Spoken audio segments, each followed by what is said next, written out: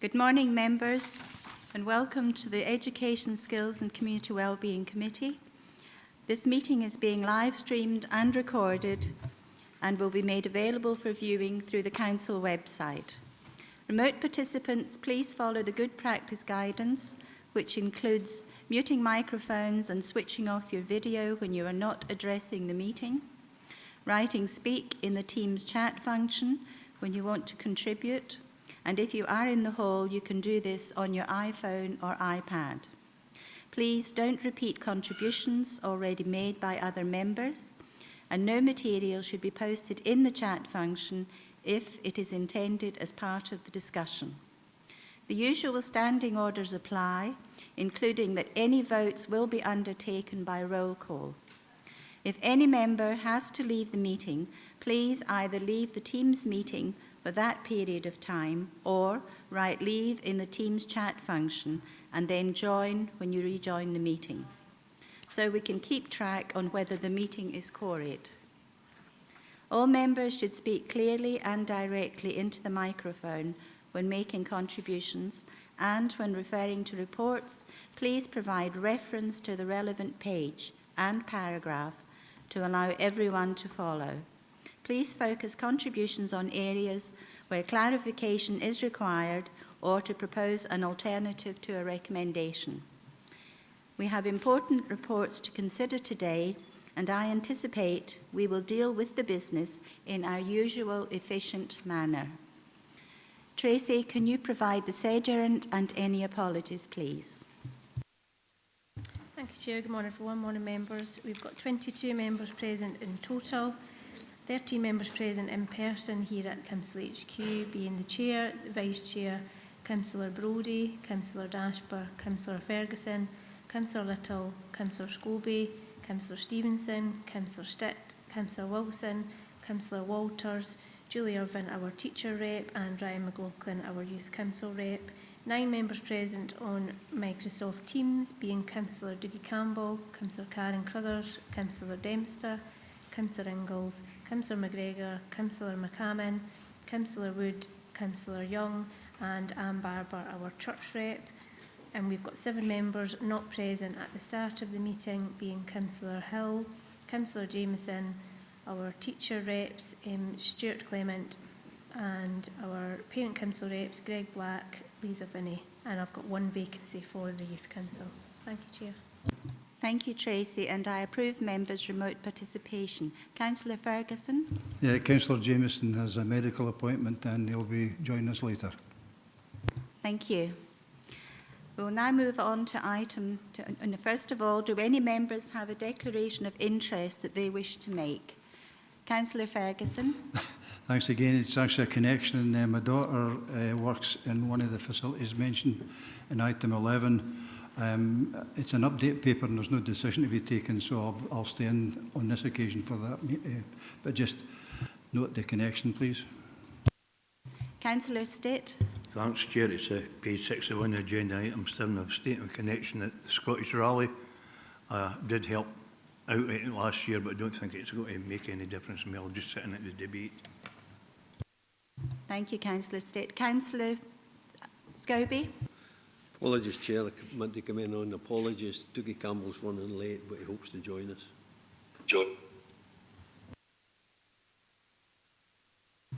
Councillor Ingalls? Thank you, Chair. Councillor Hill's an apology at the moment. Thank you, Councillor Ingalls. We'll now move on to item 3, which is the minutes of the previous meeting, the 10th of December 2024, for approval. Do we have approval? Thank you. And now move on to item 4, which is the Education, Skills and Community Wellbeing Revenue Budget Monitoring Report for 24-25 for the period ending the 31st of December 24, and the third quarter report by Executive Director of Education, Skills and Community Wellbeing. We have Colin Pentland and Marcus Alcidi are here to assist if members have any questions. I will open the meeting to members' debate. Councillor Little? Thank you, Chair. What happens to the underspend monies that are there due to staff? Well, I've actually got about 3 questions, but they're all on the same subject. Can I just ask them all at once? Because they're kind of all linked. Thank you, Chair. So what happens to the underspend monies due to staff vacancies? Because we appear to be balancing the budget using these vacancies. So, first of all, second of all, how aggressively are we being in our attempt to fill the vacancies, and what's the plan if the vacancies are filled? Because we'd be overspent considerably. Thank you. Thank you. Colin, would you like to take that one? Thank you.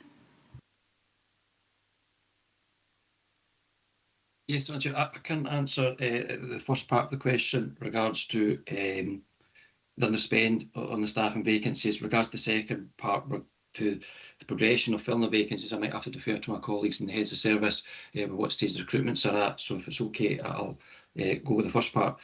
Regards to the underspends currently right now, we're currently forecasting on base what we think is going to happen based on the information provided by the service. Currently, any underspends that are returned by the end of the financial year, for example, if the £200,000 underspend for the service is returned as expected, that then gets presented to elected members. The director may have an idea how they wish to use that reserve, that underspend, to create a reserve for future costs, but that will be subject to come back to this committee for members' approval and how they may wish to utilise that underspend. Regards to this financial year, and the filling of posts, and if posts are filled in, we have built in allowances and expectations for this financial year based on information received from the service. So the likelihood of being overspent this financial year based on projections is unlikely due to the information provided by the service. Hopefully that answers part 1 and part 3 of the question. I'm happy to try and explain any further. And I'll hand over part 2, if that's okay, to the heads of service. Thank you. Thank you, Colin. Tracy, does that help answer your question? It kind of addresses the first part, but my other parts were how aggressively are we being in attempting to fill the vacancies, and what's the plan if the vacancies are filled, because of the financial implications with that also. Thank you. John? Thank you, Councillor. Maybe answer the second part of the questions. Obviously, that's our plan to fill those vacancies, and that is budgeted for. So, in theory, when we fill those vacancies, the budget is the right budget for that. So that allows that to balance itself. The vacancies themselves are aggressively, it's an unusual phrase, but I understand why you're saying it, advertised and recruited to across the piece. We've obviously got nearly, over 3,000 positions within the Directorate, 3,500 nearly positions within the Directorate. So clearly, there's a lot of churn in the system. We know that, and some of those positions are managed centrally. Some of those positions are managed within schools and other areas of the business. And often what happens is that we have what we call lag time, but also we often recruit from within the service. So when a vacancy emerges, somebody else from within the Directorate moves into that vacancy, and therefore it creates a vacancy behind that vacancy, and then you've got to fill that vacancy. So a lot of that's to do with lag time. But I would suggest that we do advertise as soon as we know that vacancies are available. We do advertise those as quickly as we possibly can through the normal portal of My Job Scotland, which also links into our own internal processes as well. Thank you. Thank you. Yes, May I Tracy. come back and thank you? Councillor Little, yes. Sorry, thank you, Chair. No, that's great. I understand the process, but is that process been successful at the moment? Because we seem to have these rolling these vacancies. Is there any way to change the process or improve the process? I'm just really concerned that we're not filling these posts. Again, I suppose I can't probably talk for the whole Directorate. I can talk for the education side of the business in terms of what that looks like. So we did last year recruit a recruitment and retention lead officer to very much focus on our vacancy management and making sure that we had the right career pathways in place, that we were promoting within and externally as well. Has it made a difference? Yes, it's starting to make a difference. It's getting a real bite into what that looks like, but we're fighting for the same people a lot of the time, both in public sector work and private sector as well. So it is difficult in terms of the pool of people that we're looking for. And as the job families change, that means that the requirements, the job descriptions, the person specifications change as well. But in terms of the foot on the ball in this one, we're very much pushing this one forward. It's a really bad analogy, sorry about that. But we're trying really hard to get ahead of the game and trying to make sure that we're doing what we can to try and provide the opportunities for people to come and work within the organisation, and looking at as many opportunities to do that as we possibly can, whether that be through social media, enhanced adverts. Give you an example, for example, with our head teacher recruitment at the moment, we're now doing sort of video tours of the schools so that people who are looking to potentially come and work in our schools get an opportunity to actually see what the school's like without necessarily having to travel and find out a bit more about it. So we're looking at all sorts of options to try and develop that plan so that we really provide a really strong workforce plan that allows us to recruit to those positions as quickly as we possibly can. No, thank you. I'm aware it's a challenge, but no, thanks for that. Thank you, John. Mrs. Irvine? Thank you, Chair. I was going to ask very similar questions there, so I won't bother you with them. My main query is about the supply sickness budget for primary schools. We seem to be over budget in that already. We're not through the full school year yet. Is this increase in staff absence due to flu, COVID? Is it due to increasing stress levels? Can we pinpoint what it is that's the overall cause for these increased numbers of staff off unwell? Thank you. Thank you. Yes, John. Yeah, thanks, Julie. It's a really valid question, and it's the question that we're asking ourselves. So we're doing that deep dive analysis now of the data and making sure that we've got a really clear understanding of that increased staff absence to try and provide us with the opportunity to then address that, and whether that's in terms of flu vaccination, increase in COVID, or other work-related illnesses, for example. So that's the piece of work we're actually on at the moment. We know the figures, we know the challenge we've got to face. We don't have all the answers at the moment, but we're working on that. Thank you. Yes, Jenny. Do you know when you'll know those? As soon as possible. We're obviously just coming towards the end of the winter season, so we're hoping to see an upturn, and obviously we've got half term this week, which is often a bit of a catalyst for return to works, etc., etc. So we're doing all that piece of work just now, but it'll obviously be an analysis of the winter just gone and looking at what the potential causes and consequences of those absences were, and then bringing that back through our own internal processes to say, well, what do we need to do about it and what are our actions that we need to take forward, with the hope that as we move into the improved weather, he says as he looks outside, that actually we see some of those absences reducing.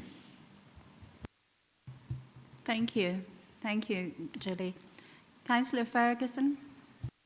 Thanks very much. It's more just a comment, I suppose, because this is a historical document, and especially about the recruitment situation that Tracy's been covering earlier. And I'm wondering here if it's an action needs to come from here, because if you're in social work, you get the same story. If you're in E&I, you get the same story about planning, is that we can't recruit.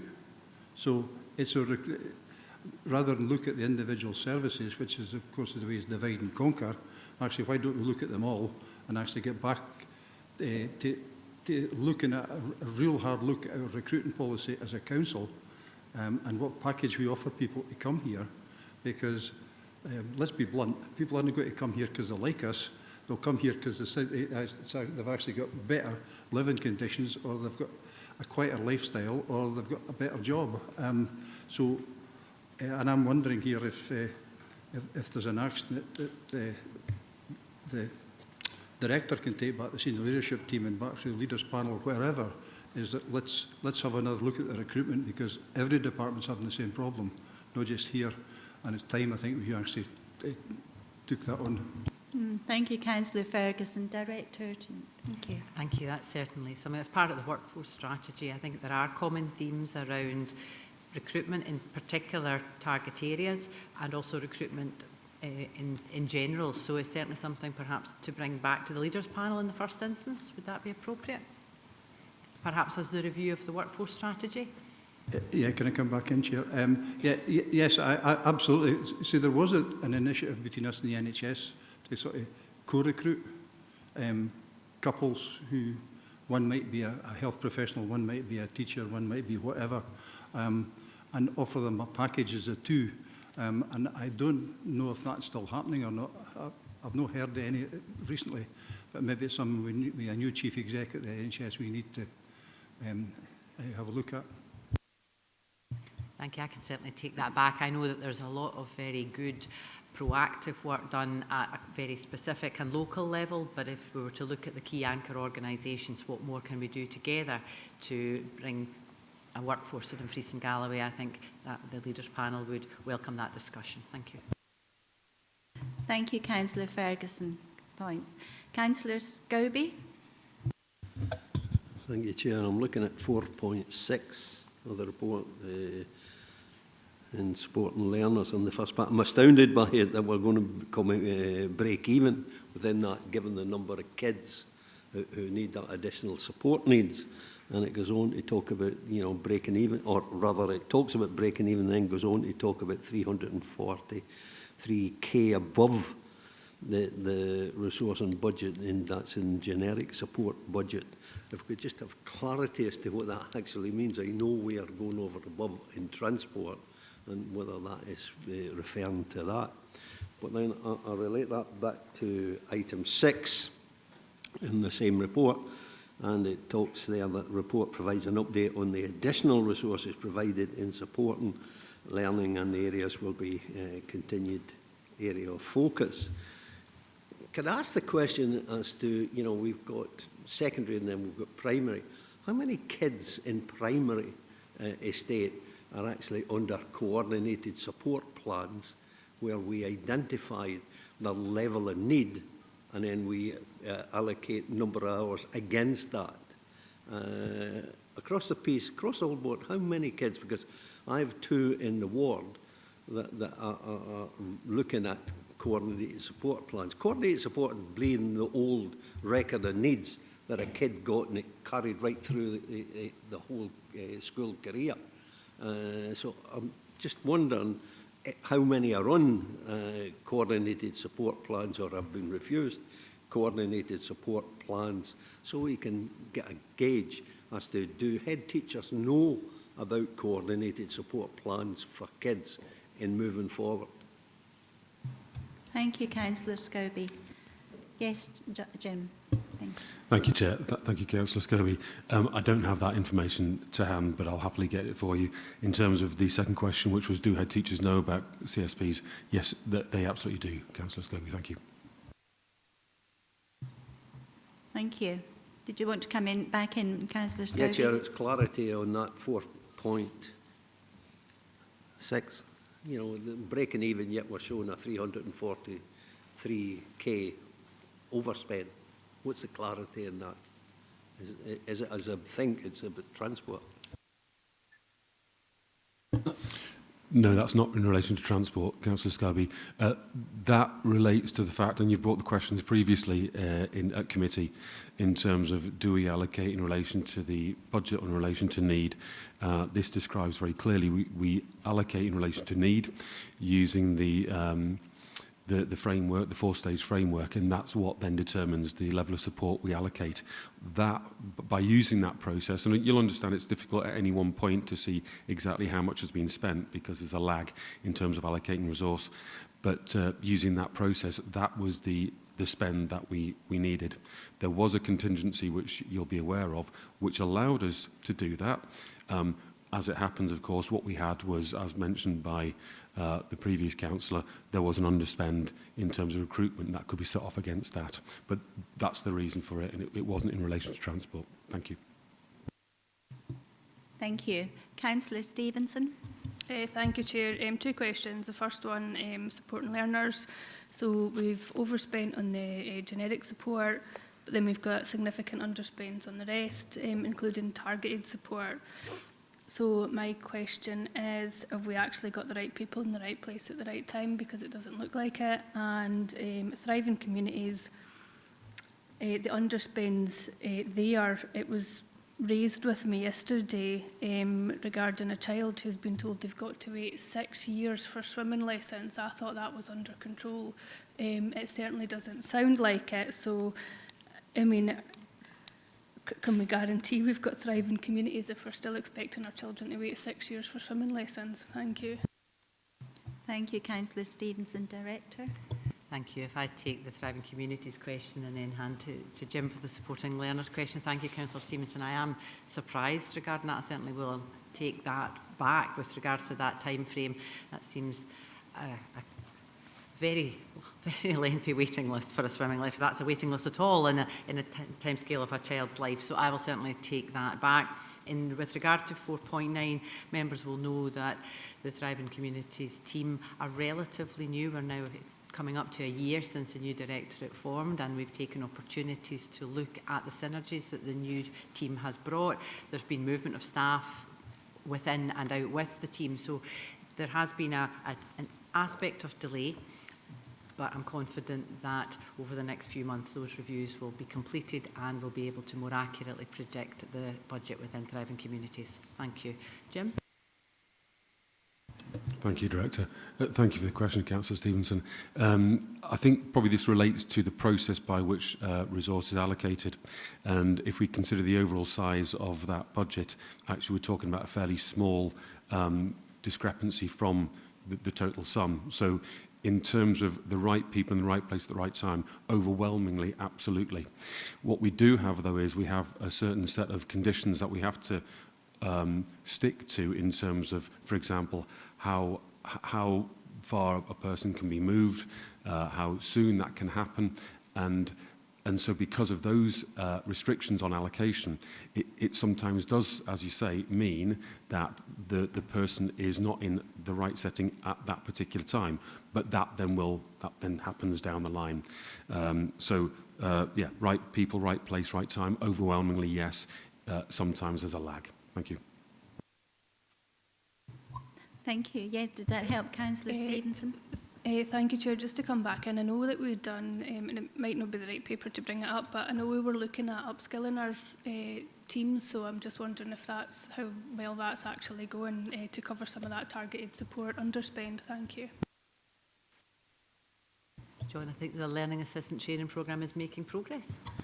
Yes, thanks. That's a really good point. Absolutely, it's making really good progress. We're still having a lag in terms of the amount of staff that are uptaking the training that's available for them, but the training has been exceptionally well received. We're building it into the contracted time for staff to be able to access that training so that it's not additional to their working week. And I think it's one of these things that it's a little bit like a snowball. It grows as we go, and the more that people benefit from the training, the more opportunity people are talking about it and understanding the quality of that training. And we're looking at as many, again, options as we possibly can to be able to deliver that so that we're getting as wide an access as we possibly can. But certainly all sort of feedback on the training that we're providing has been really, really positive, and it's having a really positive impact in our classrooms. Thank you. Thank you, Councillor Stevenson. Councillor Dashburn. Thanks, Chair. Just in terms of thriving communities, could we get some clarity maybe around whether this is a directorate? I notice it says, you know, we've got directorate curriculum. It doesn't say directorate thriving communities. Is that an overhang? And is that something that we can maybe get rectified? Thank you. Absolutely. I would assume it's a heading, a historical heading on the budget line, but if I can hand that over to Colin, I actually noticed that myself, and I think it is, we use the language, whether it be service or teams or directorates, so clearly we will rectify that, Councillor Dashburn. Colin, is there anything you'd like to add? Am I correct in my assumption that that's a budget heading that we could refresh? Yes, certainly, yes. Yes, we can make that change to the heading, certainly, yes. Thank you. Julie? Thank you, Chair, for letting me back in. Just following on the heels of the additional support needs budget, could I get some clarity over the actual, it said there was an additional resources provided to supporting learning. So this is 6, the implications and risk. So my understanding is we were allocated an additional budget after the council budget was set to meet the needs of the increased numbers of children with additional needs. So is this budget ring-fenced specifically to children, or is it for transport costs as well? Because I understood it that the vast bulk of the money for additional support needs is actually for transport. And I don't know if I've picked that up wrong or not, and I just would like some clarity around that. Thank you. Thank you, Julie. Colin? Yes, sorry. The transport does not sit within education, skills and community wellbeing. That sits within another directorate. The 1.6 million that was allocated over the 3 years that's in held reserves for education, skills and community wellbeing is specifically for, my understanding, members provided specifically that 1.6 for additional support for learning staff only, and that's been made available. Currently right now, as you can see from the outturn, that is not required to be drawn down and is still be held in reserve, be available to service when that is and if needed. And that's been because of the underspends we're seeing in other areas of the team. Hopefully that helps answer the question. Happy to clarify any further. Thank you. Thank you, Colin. Thank you, Julie. Yeah. Sorry, just point of clarification. So the underspend in the other areas of the team currently means that we're not using the additional money for additional support needs. And that's a few times people have talked about the lag between vacancies being advertised and filled. And there's obviously been a bit of discussion about that process. Is there a way of speeding up that process? Because I'm aware as a class teacher, when children's needs are identified, you're at the stage where you need help and you need it now. So is there a way of, I don't know, temporarily backfilling these posts using staff, existing staff or structures? Just as a class teacher, when you need help now, and you don't need it 6 weeks down the line after, you know, the process has been gone through. And I'm just wondering if there's a way of speeding up that whole thing. Thank you. Thank you, Julie. Colin? I can take the first part of the question, if that's okay, Chair, and I'll have to refer to maybe head resources for the second part. For the first part, yes, that's correct. That money is available to be utilised when the service, if the service need and require to support the needs of the children. So that money is held in reserve, and by the offset and underspends, that is just at this moment in time offsetting the additional spend that's been put in place. But money is there available and is ring fenced for any requirements to support further costs relating to pupils. Thank you, Colin. Jim, did you want to take the next part of the question? Thank you, Chair, and thank you for the question. Absolutely. I think where there is a quick fix, Julie, we'll try to do that. I'm sure there can be examples that can be given because it's a very big system with a large number of people. But if there is, for example, a small pointage that someone still has and we can allocate that, we would do that if it's possible. I think this, the lag you've mentioned relates more to the matters John was speaking about earlier. I absolutely take the point, however, that you make, which is when a request for assistance goes in, that isn't predicting a request for assistance in 6 weeks' time. It's saying right now, today, I can evidence the need, and inevitably that will require time before that is met. And as you rightly say, unless you've got someone who has capacity in situ, that will then need a recruitment, which does take time. So I think that answers the question in full. Thank you, Julie. Councillor Scobie, do you want to come back in? Yeah, thanks for letting me back in, Chair. It was just something that Paula said about the 5-year waiting for swimming. Then maybe not as bad, but I don't know. The neurological developmental assessment service, and really it's to ask for a report, because I don't think the figures will be to hand, but to ask for a report as to how many kids are waiting for ENDAS for an assessment, and how long have they waited for that assessment. So really to get that report, because while this is a budgetary report, it does refer to ASN or ASL, but yet we don't know how many kids are waiting for ENDAS to come back and give a report. give an assessment on the kids, recognising that when any kid shows trait of it, then we implement, but nevertheless the parents are anxious about getting this assessment done, so it's to get a handle on how many kids are actually waiting and how long they've waited for, and if we can do anything as an authority, an education authority, to try and accelerate that, notwithstanding the recruitment problems that's been referred to in other areas as well. If we could get a report on that whole thing so we can get a handle on it. Thank you, Councillor Scobie. Jim? Thank you, Chair. Thank you, Councillor Scobie. We have spoken about this before, and you know my answer previously, it's that obviously the waiting list sit to NHS, and what I can do, if that would be helpful to you, is I can approach a colleague in the NHS and put your concern and your question to them. In terms of what we do in schools, we meet needs as they present. So the fact of a diagnosis should not prevent and stop for allocation. For example, because we are on the budget point here, so the budget is in relation to the allocation which we spend towards. The fact of a diagnosis should not actually affect that one way or another. If there is a need that is recognised through request for assistance, that will be assessed whether or not there is a diagnosis. But I'm more than happy to approach Fiona Payton and ask for the first part of your question. Yeah, Chairman, I appreciate that Jim said he would approach the NHS. That would be helpful.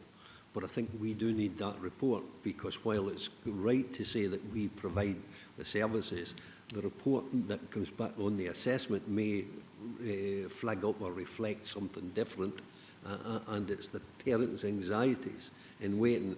I thought it was coming down.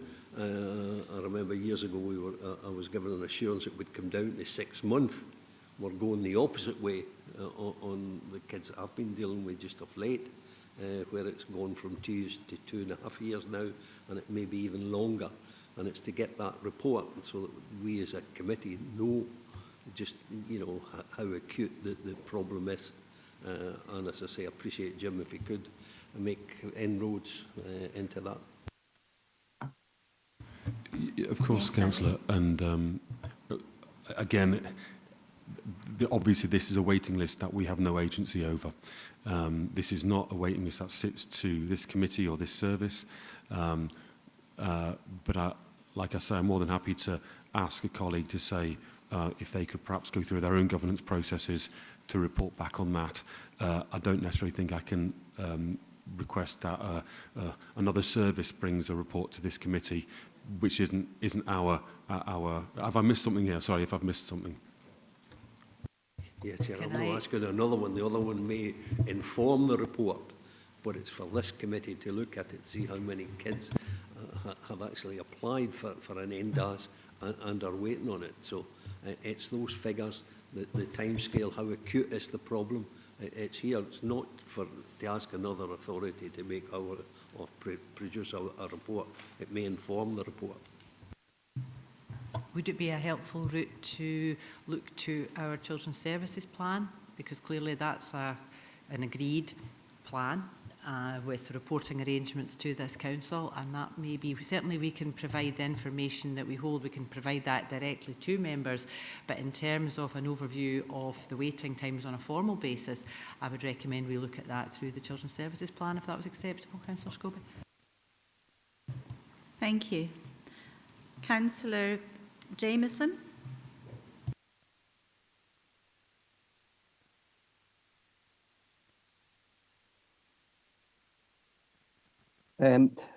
My question refers to page 27, which is Appendix 2.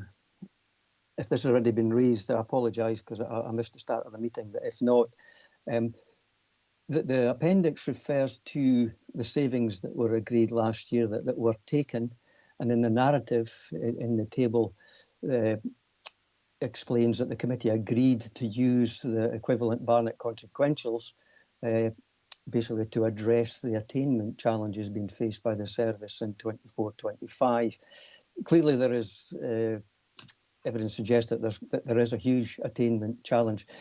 Could you give us a little bit more detail on how that funding was used and to what effect in terms of the attainment challenge? Thank you, Councillor Jameson, the Director. Thank you. Thank you, Councillor Jimison. I'll make a start in terms of the agreement that was made at the time. So the service has successfully delivered the agreed saving on the delivery of curriculum, and members agreed a sum from the Barnett consequentials to be targeted to our secondary schools with the highest pupil-teacher ratio, and additional staff were allocated directly to those schools. I can hand to John for the mechanism for that and the way that we will report on that impact. Thank you. Thanks, Director. Thanks, Councillor Jimison. Yeah, I mean, I don't have a huge amount to add to Gillian's comments, except to say that we've obviously gone through a recruitment process with the schools. The funding was allocated to those schools to ensure that they employed additional teaching staff to target those young people who are at risk of not meeting attainment targets. We're just literally in the sort of prelim phase, if you like, at schools and preparing for secondary school examination period. And those staff will be in place until such time as that's completed. I suppose then it's a case of looking at the outcomes from the interventions that have been put in place to ensure that they have had that positive impact. I do know that the Quality Curriculum team have been very clear about the expectations of the staff being deployed, and the reporting on that will be brought back at a future point in time to the Quality Curriculum team to ensure that that impact has been positive on the young people. Thank you. Jim, did you want to add to that? Yeah, and thank you, John. That's absolutely right. And so with every one of the schools that this money was allocated to, there was an expectation which was met of head teachers rather, that a plan would be put forward about which groups of young people, for what reasons. So we have a detailed plan from each school. And then there was a meeting with us to understand exactly what that might look like. And there's a planned meeting once we've got a little bit more time under the belt on this one. As John rightly says, some of these staff have only just been appointed, and there may well still be appointment processes in place against those staff. So we will see at the end of the cycle, when the exam cycle has happened, clearly the full impact can only be seen once results are through. So this is going to take a wee while. Equally, it's very difficult, isn't it, if we then start making spurious causal links between one particular intervention when actually young people have got a huge amount of support in schools around them in terms of their exams. But we've absolutely got plans from each school, and we will be evaluating the effectiveness of those plans once the cycle is complete. Thank you. Thank you. Did you want to come back in, Councillor Jameson? You're on mute. Very quickly and concisely, unlike myself, yeah, I welcome this initiative, because I think it's really important that we identify where the extra resource is needed, and I wouldn't be wishing any spurious early conclusions, but I think it's a really good initiative, and it'd be really interesting to see just how we quantify that in terms of helping children in schools where there is more difficulty. So I welcome it, and I welcome the outcomes, just to see how much benefit that has been. So thank you. Thank you. Julie, did you want to come back in? Yes, please, if I can. It's just a question about following up on what was said there. Obviously, you've said about additional staff being put in place into those secondaries that had very high pupil to staff ratios. Were those staff put in place for the start of the new timetable in June 2024, so that you've got the full year and that lead up to exams? Because I'm very aware, having children of my own in secondary school, that the timetable changes in June. So there's a lot of learning takes place June before the summer holidays, and then it is impacted on after the summer holidays. And is that a long enough time to measure the impact of this project? Thank you. Director? If I take that initially, members of the committee will be aware of the timescales of when the Barnett consequential decision was taken and the timescales that were related. So no, the recruitment process is underway.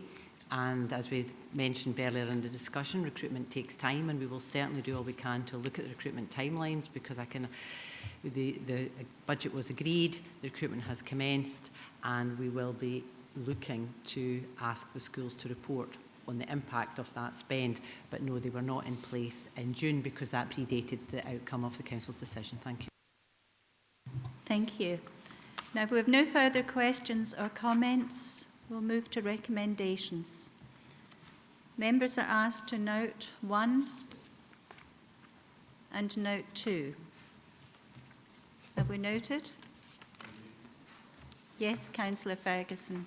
Yeah, we're taking as an action from this about Yes. the recruitment, looking at the recruitment across the whole council. Yeah, thank you. Thank you, Councillor Ferguson. It has been noted. Thank you. We'll now move on to item 5, School Meals Annual Performance Update, and this is a report by the Executive Director of Education Skills and Community Wellbeing. We have Alan Mawson is here to assist if members have any questions. I will open up the meeting to members' debate. Councillor Little. Thank you, Chair. Now, I've either got quite a few questions or one line of questioning that requires quite a few answers. So if you could bear with me, please. Thank you. First of all, why wasn't this report at E&I first? Because we don't have the delegated powers in this committee to change anything. And then I'll go on to my other questions, like specific questions, is page 38, 4.3. I'm sure you all expected me to ask questions on this issue.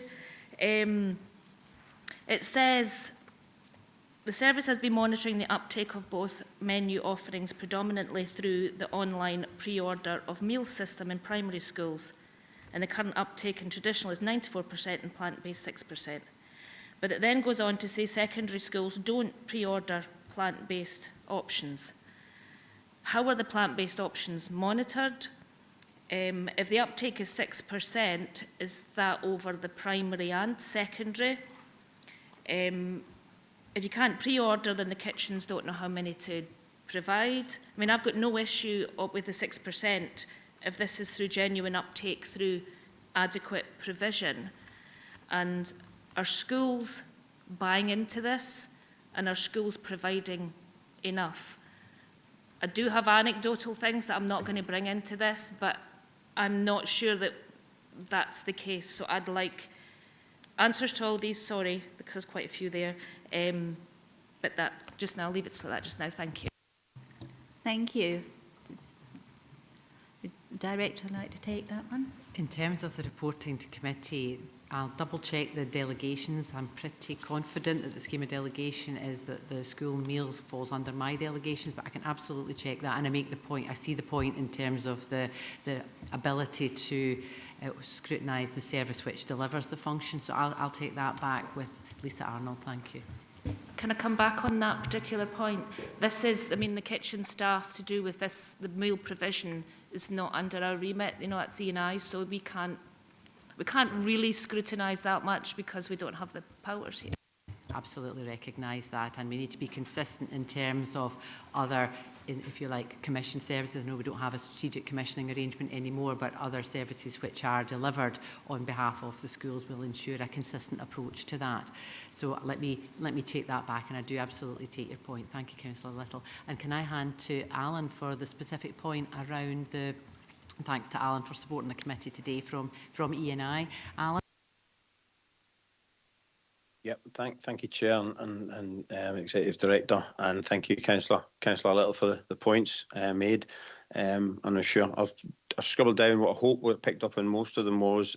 So I think the statistics that's based on the 94 and the 6% presented within the committee report are a reflection of the vegetarian options that's presented at primary school. And you're correct with the view that in our primary schools we've got a very detailed programme around pre-orders that work on a daily basis that gives us them statistics back that are accurate within the primary sector. Within the secondary sector, twofold to that. So the old system that we've got in the paper lays out the new system that's getting implemented at the moment, doesn't record the data and the detail as well as we would have liked it to do. And what we do as far as the secondary provision is concerned is there's a vast array of menu options available on a daily basis. Probably I think it's one of the most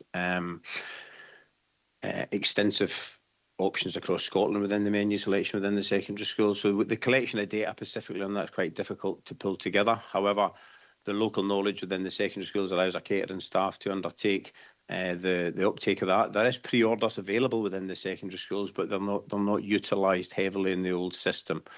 So that's the kind of first point. Positive news on that is this, as you'll see within the report, we've got a transaction system that's getting rolled out, a new transaction system. That's got a new back office system as well. And that'll start to give us more detail and more business intelligence within that system around about menu choice, etc., etc. So we'll probably be in a better place to provide, whether this committee, based on your first question, or E&I committee moving forward, a little bit more detail and data around the secondary schools. The secondary schools transaction system will give us a power of business intelligence, not just around about the vegetarian options, but an awful lot more information as well. I think anything else maybe I missed it on taking up the pickup. Happy to pick up any ones I missed on that, Councillor Little, or take any further questions on them points made. Thank you. Thank you, Chair. Thank you, Alan. No, I've also asked, are the schools buying into this and are they providing enough? Yeah. And if possible, is there a way that we can have actual proof of this? You know, just about all the different secondary schools. I said I've had anecdotal information of something completely different in the schools. So I'm guessing proof in the news, if it's proof about the options taken within the secondary schools, that'll be conclusive with the new system. Certainly with the old system, the data wouldn't have allowed us to give you anything. All that was recorded would have been more predominantly around about a meal deal choice that it is. The system that's set up and the new system is a system that picks up as the meals come through, pick it up and register as a meal deal to make sure the kids get best value for that based on the price or £2.10 rather than an individual price. So the confidence I would give you is, and any anecdotal evidence that you've got is this, that the catering managers within there absolutely know the business model. Each school's different, and what we've got in the back of that. We did at one time highlighted this, that we had special diets within the vegetarian option that allowed us to monitor that better, but through this committee it was agreed to put vegetarian options on a daily basis across all menus we've got within all sectors, primary, secondary and nursery, and we do that. So there's vegetarian options available across all schools, and I've been out about over the last month or so, and I can assure you that is the case. So anecdotal evidence, I guess, would be helpful if we could get a bit more detail on that, maybe off committee from yourself. But certainly from my perspective, as for a catering manager's point of view, is that there's adequate available. And one of the frustrations that they've got is, and it's a challenge, is that providing that on a daily basis in there and not getting utilised is one of the challenges that they've got. The new system, I get assurance, is that they'll provide more detail, and we're happy to present that differently, as I say, whether to this committee once confirmed or to the United Committee moving forward. Thank you. Thank you, Alan. Councillor Walters. Thanks very much, Convener. I just wanted to ask a question on page 33 about the special diets, where it says at 4.63 that the education officers are exploring different options. I just wondered, had the form actually changed recently, that people are actually now being faced with additional costs from their GPs, or whether it's just the GPs have decided that they need to charge for these forms? And have the education officers considered this self-certification where parents actually specify diets rather than having to have GPs signing a form, which seems to be the issue that's adding extra costs? Thanks. Thank you, Councillor Walters. Alan? Thank you, Convener. Thank you, Councillor Waters, for the question. I think the first answer to the question is the form hasn't changed that's caused the issue associated with the charges. It's been something that's been coming through parents and carers telling us that the medically prescribed diets that sits in the special diet area that we've got require a sign-off for the GP to confirm that that is the case. And that seems to be that we're picking up. There's been a bit of traction that there's more GPs charging us, so that's new. What we've done within the form, we've changed the form to highlight that if they have been charged once they register, then to speak to us and approach us on that, because if they're part of a statutory school meals diet, school meals special free school meal, then we'll ensure that the service picks that cost up rather than be sitting with the parent or the carer, and that's been a conversation with ourselves from facilities management and the education officers. I think so. On that point, the second point, if you could remind me of the second point, please, Councillor. It was just whether you'd considered the parents actually certificating what the diet should be. Yeah, so thanks for that. Apologies for not noting that one. So, so the answer was, look, as part of the special diet policy, you can see the expansive numbers that we've got on there, and that's all through the really robust process that was brought to this committee some time ago. The challenge would be with self-registration, as we would see in one of the challenges that we see currently is fad diets or away from special diets. So we're really prescriptive around about what they are, with the challenges that they've got. Special diets have a significant impact on the service for the preparation of the food and the time that's allocated within the kitchen. And as you can see, the numbers, I think, without quoting specifically, but certainly presenting to this education committee over the years, we've seen a 10 to 15-fold increase in special diets that we've got. And I think that's reflected within outside the school gates, not just within it. So I think the process that we've got is robust. I think the challenge that we've got, and I know that Julie White from NHS has been in contact with part of my team, discussing a potential looking at the removal of these special diet requests and costs associated with that from a GP perspective. But I would put caution from an officer's perspective about opening that up as a self-referral round about what we've got, because that would open up some floodgates and some challenges around about some of the schools that we've got. And worth taking a positive note, when we look at this, the successfulness of specifically within the primary schools, the uptake we've got, time and space is a significant challenge for us with them environments. And I believe the special diet process works really well. Thank you. Thank you, Alan. Does that answer your question, Councillor Walters? Yeah, that's fine. Thanks very much. Thank you. Councillor Dashper. Thanks, Chair. My question's about mid-morning milk. It's not within the report, but I do feel this is a particularly important part of a child's nutritional needs as a service that we do provide. A lot of parent councils organise it and things like that. Would we be able to take as an action just to get a briefing about the provision of mid-morning milk throughout schools in Dumfries and Galloway? Thank you. Thank you, Councillor Dashper. Alan, do you have any comments on that one? Yeah, I think for a perspective for the delivery model from facilities, we don't deal with mid-morning milk. It's very much done as a local solution at a local level. As Councillor Dashper makes the comment, it sits with head teachers. It's not a provision that sits in the school meals service, but I think maybe it's an action for education officers happy that we could touch base with all schools and be able to provide some detail back about what schools are undertaking that and what are not. Convener, thank you. Thank you, and we'll take that forward as an action. Thank you. Councillor Wilson. Thank you, Chair. I was actually coming in to ask the exact same question as Councillor Walters. However, I'm just wondering if I can get a wee bit further information. Selfishly, I have 2 children with celiac disease, and I'm currently getting my 5-year-old tested. And I'm just wondering how quick that process is. So should she be diagnosed with celiac to getting a form filled in for her school dinners, given she actually enjoys her school dinners? So that would be my question. How quick is that process? Thank you. Alan? Thank you, Convener. Yeah, so thank you, Councillor Wilson, for the question. I think so it's not an overly long process. So I think once we've got that form into the school, then we've got a special diet. We've got a dedicated special diet officer that deals with that.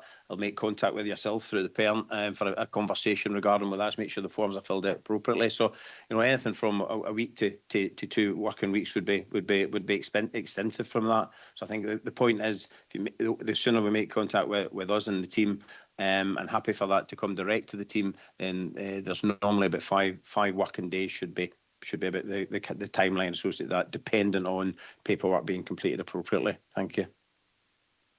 Thank you. Thank you, Councillor Wilson. Councillor Ferguson. Thanks very much. I'm still on special diets here. The bit nobody's picking up on here, and I'm finding it quite abhorrent, is that there are some GPs who are charging to certify that a child has got a specific problem in their diet, which is a health problem. And I'm looking at the numbers we've got here. We're talking, if my arithmetic's right, 526 kids across the whole of the council estate. Now, that's many thousands of pupils. You know, look at the school roll. So I'm actually wondering here whether we should be moving, or I'd be prepared to move, that the chair writes to the chair of the NHS and the chief executive of the NHS to examine this to see if, in fact, these GPs are breaking their contract rather than enforcing their contract. Because if you just take one allergy, a nut allergy, they can die. You know, so it is a life or death matter. It is a health matter. It is to do with their contracted NHS workers to keep people safe and to make them better, if possible, or to minimise their risk. So I actually think we need to send a very strong letter to the NHS to say we're really unhappy about this. I appreciate it's a relatively small number of GPs, not all GPs, but if we don't stop it, it will end up, they'll all jump in the same bandwagon. At least the ones without a conscience might. Thank you, Councillor Ferguson. I'm sure that's something we could take forward. Alan, do you have any comments on that? Thank you, Convener, and thank you, Councillor Ferguson. I think it's a very touching subject. I think as it sits at the moment, we're speaking to the parents on the back of that. But I think what the feedback that we're getting from is that it's no the business model out there with some GPs is not just related to special diets. I think we're all aware that it's a new part of our GP element that we've got. I know colleagues within our HR department had something similar in about the care policy when you were asking for information that was coming back for GPs. They were charging council employees as well, and that as well around about some areas. I don't believe there was an outcome resolved with that as well. So I know outside council opportunities that the GPs are charging for what they say is taking them away for GP work. So I think your points are well made, Councillor Ferguson. I'll leave potential executive director to make a decision about a joint letter. Thanks. Yes, Director. Thank you. I'm happy to take that forward and take the relevant advice as to who to write to, because the matter appears to be specifically with individual GPs and their contract with the Health Board. So I'll explore that with colleagues and advise the Chair accordingly. Thank you. So we as a committee we're asking Gillian to do the groundwork, spade work, whatever you want to call it, and then will the chair then write on the back of that? Because I think that's if that's what the committee agree, that's really what should happen. As I say, I'm really worried because if this is the thin end of the wedge, tip of the iceberg, whatever analogy you want to use, it's a worrying trend. Yeah, I'll just leave it at that, I think. Thank you, Councillor Ferguson. Clearly, if it's a decision of the committee that the chair write to a representative of the Health Board, I would take advice. I absolutely will do the background work so that what we are saying is clear in terms of who we're writing to and what specifically we're asking. But I'll take on board the spirit of the request that we should be looking to question the GP's right to charge on a signature which clarifies the health condition of a child. Thank you. Can I come back in? Yes, no, we need to write to the chair of the Health Board because he or she ultimately is responsible for the performance of the Health Board. And I understand where you're coming from, Gillian, but that's why I'm quite clear. I've been a Health Board member. If it doesn't go to the chair of the Health Board, it might never even reach the Health Board. Councillor Ferguson, we will take that forward. Thank you. Julie, did you want to come in? No, you didn't. Councillor Young. Thank you, Chair, and thank you, Alan, for your report. My question, I think, is one I've asked at a previous meeting several years ago. How much monitoring of the contents of the meals is done to try and purchase locally? For instance, is the meat used in school meals purchased from Dumfries and Galloway? Do you do a monitoring of the contents of the food preparation to maximise local produce? Thanks, Alan. Thank you. Alan, do you want to take that? Yeah, thank you, Convener, and thank you, Councillor Young. Yeah, I think I can recall. I think it was at one time quite a topic of conversation. Local produce. I think confidence I can offer is that Dumfries and Galloway, through the central stores provision we've got at Garrick, is unique across Scotland, and it procures more local produce from within the geography, and I'll make clarity of that in a minute, the geography of Dumfries and Galloway than any other authority within Scotland, somewhere in the region of about 40, 60, 62%, depending on what the menu choices are and the menu that we build up for that. We're very much driven round about local. And we've just went through a procurement process over the last 18 months with all our food procurement elements within that. And we'll be presenting to E&I committee very soon around about the actual D&G more than just food sustainable school meals plan, the elements and who's been awarded in that. But certainly we've had significant success with local procurement on that. I think the geography is an interesting one, I think, for us, because we look at we look at sustainable food, and we look at the challenges specifically around about meat. And I know there's potential opportunities moving forward with a local abattoir opening up, which would change the geography around about how we procure meat certainly significantly. But at the moment we procure, and we have for a very long time procured all our meats from Pioneer Foods in Carlisle, and that to us is deemed as a local source, rather than up north through the Scotland XL contract, and the meat could come from anywhere up north in Scotland. So from a sustainability perspective, when we look at climate change, we're really comfortable with the Pioneer meats coming in. But yogurts, cheeses, milks through Wiseman's and all the local dairies we've got, a lot of bakery products that we've got, and some other lower end margins of food that we've got all come locally. And I would suggest, when we finalise that plan, it'll be significant. We try to write the menus round about seasonal. So we work with George Crothers, which is picks up quite a lot of stuff from Ayrshire, but is a Glasgow-based fruit and vegetable distributor as well, supplier. So I think really good news story for us as far as sustainability and local produce is concerned. And we also, and the confidence in that is we try to rotate the menus round about how that works for us, making sure that we utilise them products as best as we can within the menus. Thank you, Councillor. Thank you, Alan. Councillor Young, does that answer your question? It does. It's a very comprehensive response, and thank you for that, Alan. Can I just ask you, I was unaware there's another abattoir opening in Dumfries and Galway. Can I ask about where that is?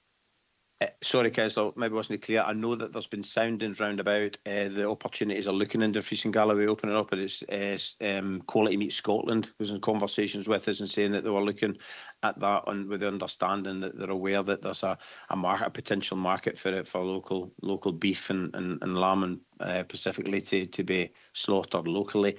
I'm not aware of where it specifically is. Obviously, the old site was Castle Douglas, and I know that it had been looked at, but I do believe there had been something looked at in Lockerbie, but no confirmation of where that would be, and any confirmation of it actually happening. They're waiting for some Scottish Government assistance with the potential of that being taken forward. Thank you, Councillor Young. Thank you. Councillor Stevenson. Thank you, Chair. Quite happy to support Councillor Ferguson on writing to the Chair of the Health Board regarding the special diet. So I was just wondering as well, I assume we're seeing a significant increase in this, and we'll continue to do so. So do we receive extra funding per child from the Scottish Government regarding this? Because we will all know that these special diets do incur a much higher cost. And if we're not receiving extra funding per child, is this in removing funding from the whole entire budget? It means we've got less to spread out overall, which is unfair on everybody. And also, I'm a bit concerned about the doctors' situation. I know it's only a couple of doctors, but we do know that there's significant pressure within there now. And we then need to wait for appointments to then get letters signed, and the cost in the middle of it. When do we start providing that special diet? Is that after the letter, or is that with the hope that the letter will arrive in that 2 weeks? Because there could be a significant delay. I know we've got between 5 days and 2 weeks, but to get a doctor's appointment in the first instance could take a week at a time. So I'm just not sure where we sit with that. So, and the other thing to bring up, completely different on Appendix 2, there seems to be a really wide variation on the free school meals uptake in secondary schools.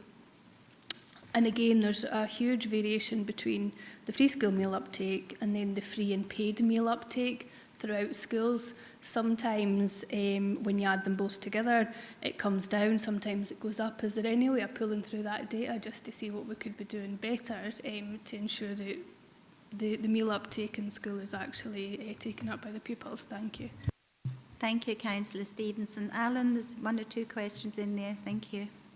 Yeah, I'll try my best with that collection there. Thanks very much, Councillor Stevenson. So the funding, we don't receive any special additional funding for the special diets. However, it is encompassed within the universal free school meals element that we've got. There was a conversation with Scottish Government around about the challenges of special diets when we receive that settlement figure.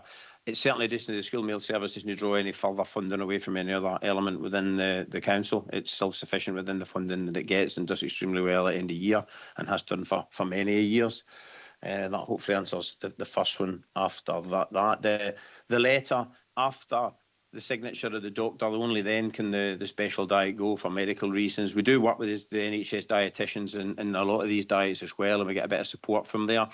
They don't require a doctor's appointment to sign the letter. They just need to leave it at the desk and a cover letter in, and normally it's returned through a letter rather than an appointment. Because yes, absolutely, you're right. It certainly wouldn't meet the 5 or 10 days in most cases if you're looking for an appointment. So our understanding, and from a personal perspective, I'm aware that that's how the process works on the back of that. So on the interesting point, and a point well made, I hasten to add around about the secondaries, the sporadic challenges around about secondary free school meal and combined paid meals. And I think we've tried to highlight that in the paper when we looked at this. And we've made a comment in the paper, officers have made a comment around about the transactions and the challenges associated. What we see is the challenge and uptake figures within secondary when you look at how well we perform in primary schools. We identified this some time ago through committee, and this is one of the main drivers. It's been for the new transaction system. We've seen an increase in Annan since that pilot's went up, and we're starting to see some positive feedback within the secondary schools that we're doing the launch of the transactions. What we got when we went out and we done the initial surveys and discussions round about the schools and the transaction system was, it seems that the old antiquated system was causing some issues around about the free school meal recipients and they didn't, it didn't identify them, but it was old. The system has been in 20 odd years, and we've now moved to the first in Scotland system. It's worth taking note. So the system that we've put in and has been developed by Dumfries and Galloway, myself and the team, round about this QR code and digital transaction that emulates for the free school meal customer the exact same journey as it does for a Google Pay or an Apple Pay recipient. So we're hopeful, and with the drive that our model that we've put together, and that will start to see some balancing numbers around about what we see within that. I think the challenge that we've got is, and one of the positives that we can evidence through the statistics that we do have, is that we know our menus work really well because our paying customer predominantly is quite happy to use the service, which then offers an off balance against the free school meals in the primary. So we perform reasonably well across Scotland when we join the two numbers up, but we don't perform really well at all when we look at our free school meals. And that's where the focus has been, not just through ourselves in the delivery element of free school meals, but through the integration and the partnership that we're doing with education through the head teachers. So head teachers have been made very aware when we're going through the rollout of the transaction system where the challenges are within the free school meal of that school. And they've been excellent in coming forward to that and offering opportunities and solutions where that is. And we're seeing some fruit, low-lying fruit coming out of that when we're looking at the rollout at the moment. So making a point from earlier, I would hope that somewhere in the future, when we come back in the next report, back to either this education or E&I, that we'll start to see some really positive impacts on that free school meal uptake, and we'll be able to start to see where that is. As far as data is concerned, yeah, I mean, I think the data that we can get within the schools, back to the point I made earlier on, Councillor, is that the new system will give us a plethora of new business intelligence that we'll be able to use. And we're actually had a very brief conversation only this week with our colleagues in BTS around about potentially looking at AI coming in and looking at building some of that information that we've got so we can start to see some patterns around. So we're a bit away from that, but I think try to give confidence to the committee that we're really looking at it and deep diving into it. And once we start to gather that detailed business intelligence, we'll hopefully be able to come up with another storyboard of improvements across the service. Thank you. Thank you, Alan. Councillor Stevenson, does that help? Yeah, thank you, Chair. It's just the more people that take up the paid meals, it creates more anonymity for the free school meals. which will then naturally help that increase. So it's good to hear that it's working and we're moving forward with it. And fingers crossed we keep going that way. Thank you. Thank you. Councillor Walters. Thanks for letting me back in, Chair. I just wanted to question on Appendix 1, page 37, just a couple of points of information, where it says bold lettering denotes transporting schools. Can somebody just clarify what they mean by that? And also, can somebody just clarify the way this list is actually sorted? Because I was trying to work out where the various schools were and whatever, and I couldn't work out the way it was sorted. Thanks. Thank you, Councillor Walters. Alan, did you have any answers to that? No. Yeah, I think so. The transport schools is basically schools that transport the food out to their subsequent schools, councillor. So they're transporting schools. So they have their production kitchens that transport to them that don't have production but only are a servery. I'm looking at it, and my understanding, I'm looking at that, I'm looking at the Gretna, and I'm not sure about the order. I was going to say that it was the bold ones and then it was the transporting that's below it. I can get clarity in that one for you if you're happy to get back to you on that detail. What I can do is also I can provide a list of, just for ease of reference, I can provide the list of the schools that cook to transport and a list of who they transport to, if that's helpful. Thank you. Thank you, Yeah. Councillor Walters. Councillor Jameson. Yeah, thank you, Chair. It's just a wee question as a follow-up to John Young's query about local sourcing. Wiseman, I'm not trying to be clever here, but Wiseman does not exist. It was bought over by Muller a number of years ago. But also, more pertinently, the Fleece and Galloway produces more milk than any other region in the country. We probably produce as much beef, maybe with the exception of Aberdeenshire, and also a lot of lamb. Supply chains are really complicated, so it might be helpful to look into a little bit more detail. There will be a lot of farmers in Dumfries and Galloway that supply Muller, but it'll be processed in Glasgow or maybe even Manchester. Whereas you've got Arla, there's a big plant in Lockerbie, and most of that milk will be from cows milked in Dumfries and Galloway. Lactalis also, it doesn't have liquid milk, but it does have a lot of cheese, as does Arla. So I'm not favouring any of these companies, but it might be interesting to see not just where it's sourced from, but where the actual food is produced. And that might not be as easy, and it might be not as cost effective, which I totally understand. But I think it would be a really good, I think it would be good for the producers in the county, and the fact that we're getting local food into our schools. If that was a sensible and practical thing to do, maybe you want to talk to QMS Quality Meat Scotland, and maybe, I don't know if Arla and even Roans can be approached to see if they can be competitive or not. But it would be good that the milk that's drank in our schools and the cheese that's eaten in our schools and the meat that's eaten in our schools comes from the grass and the farms in Scotland. Thank you, And Councillor particularly Dumfries and Galloway. Thank you. Alan, is that something that we can take forward? Yeah, I think a couple of points there, convener, just for clarity. Thank you, Councillor Jameson. I think so. Yeah, Muller did retain the name Wiseman, so you're correct. So thanks for correcting me. That's Muller Wiseman's now. I think the challenge that we've got is a procurement process that we've got. That's the wrong terminology.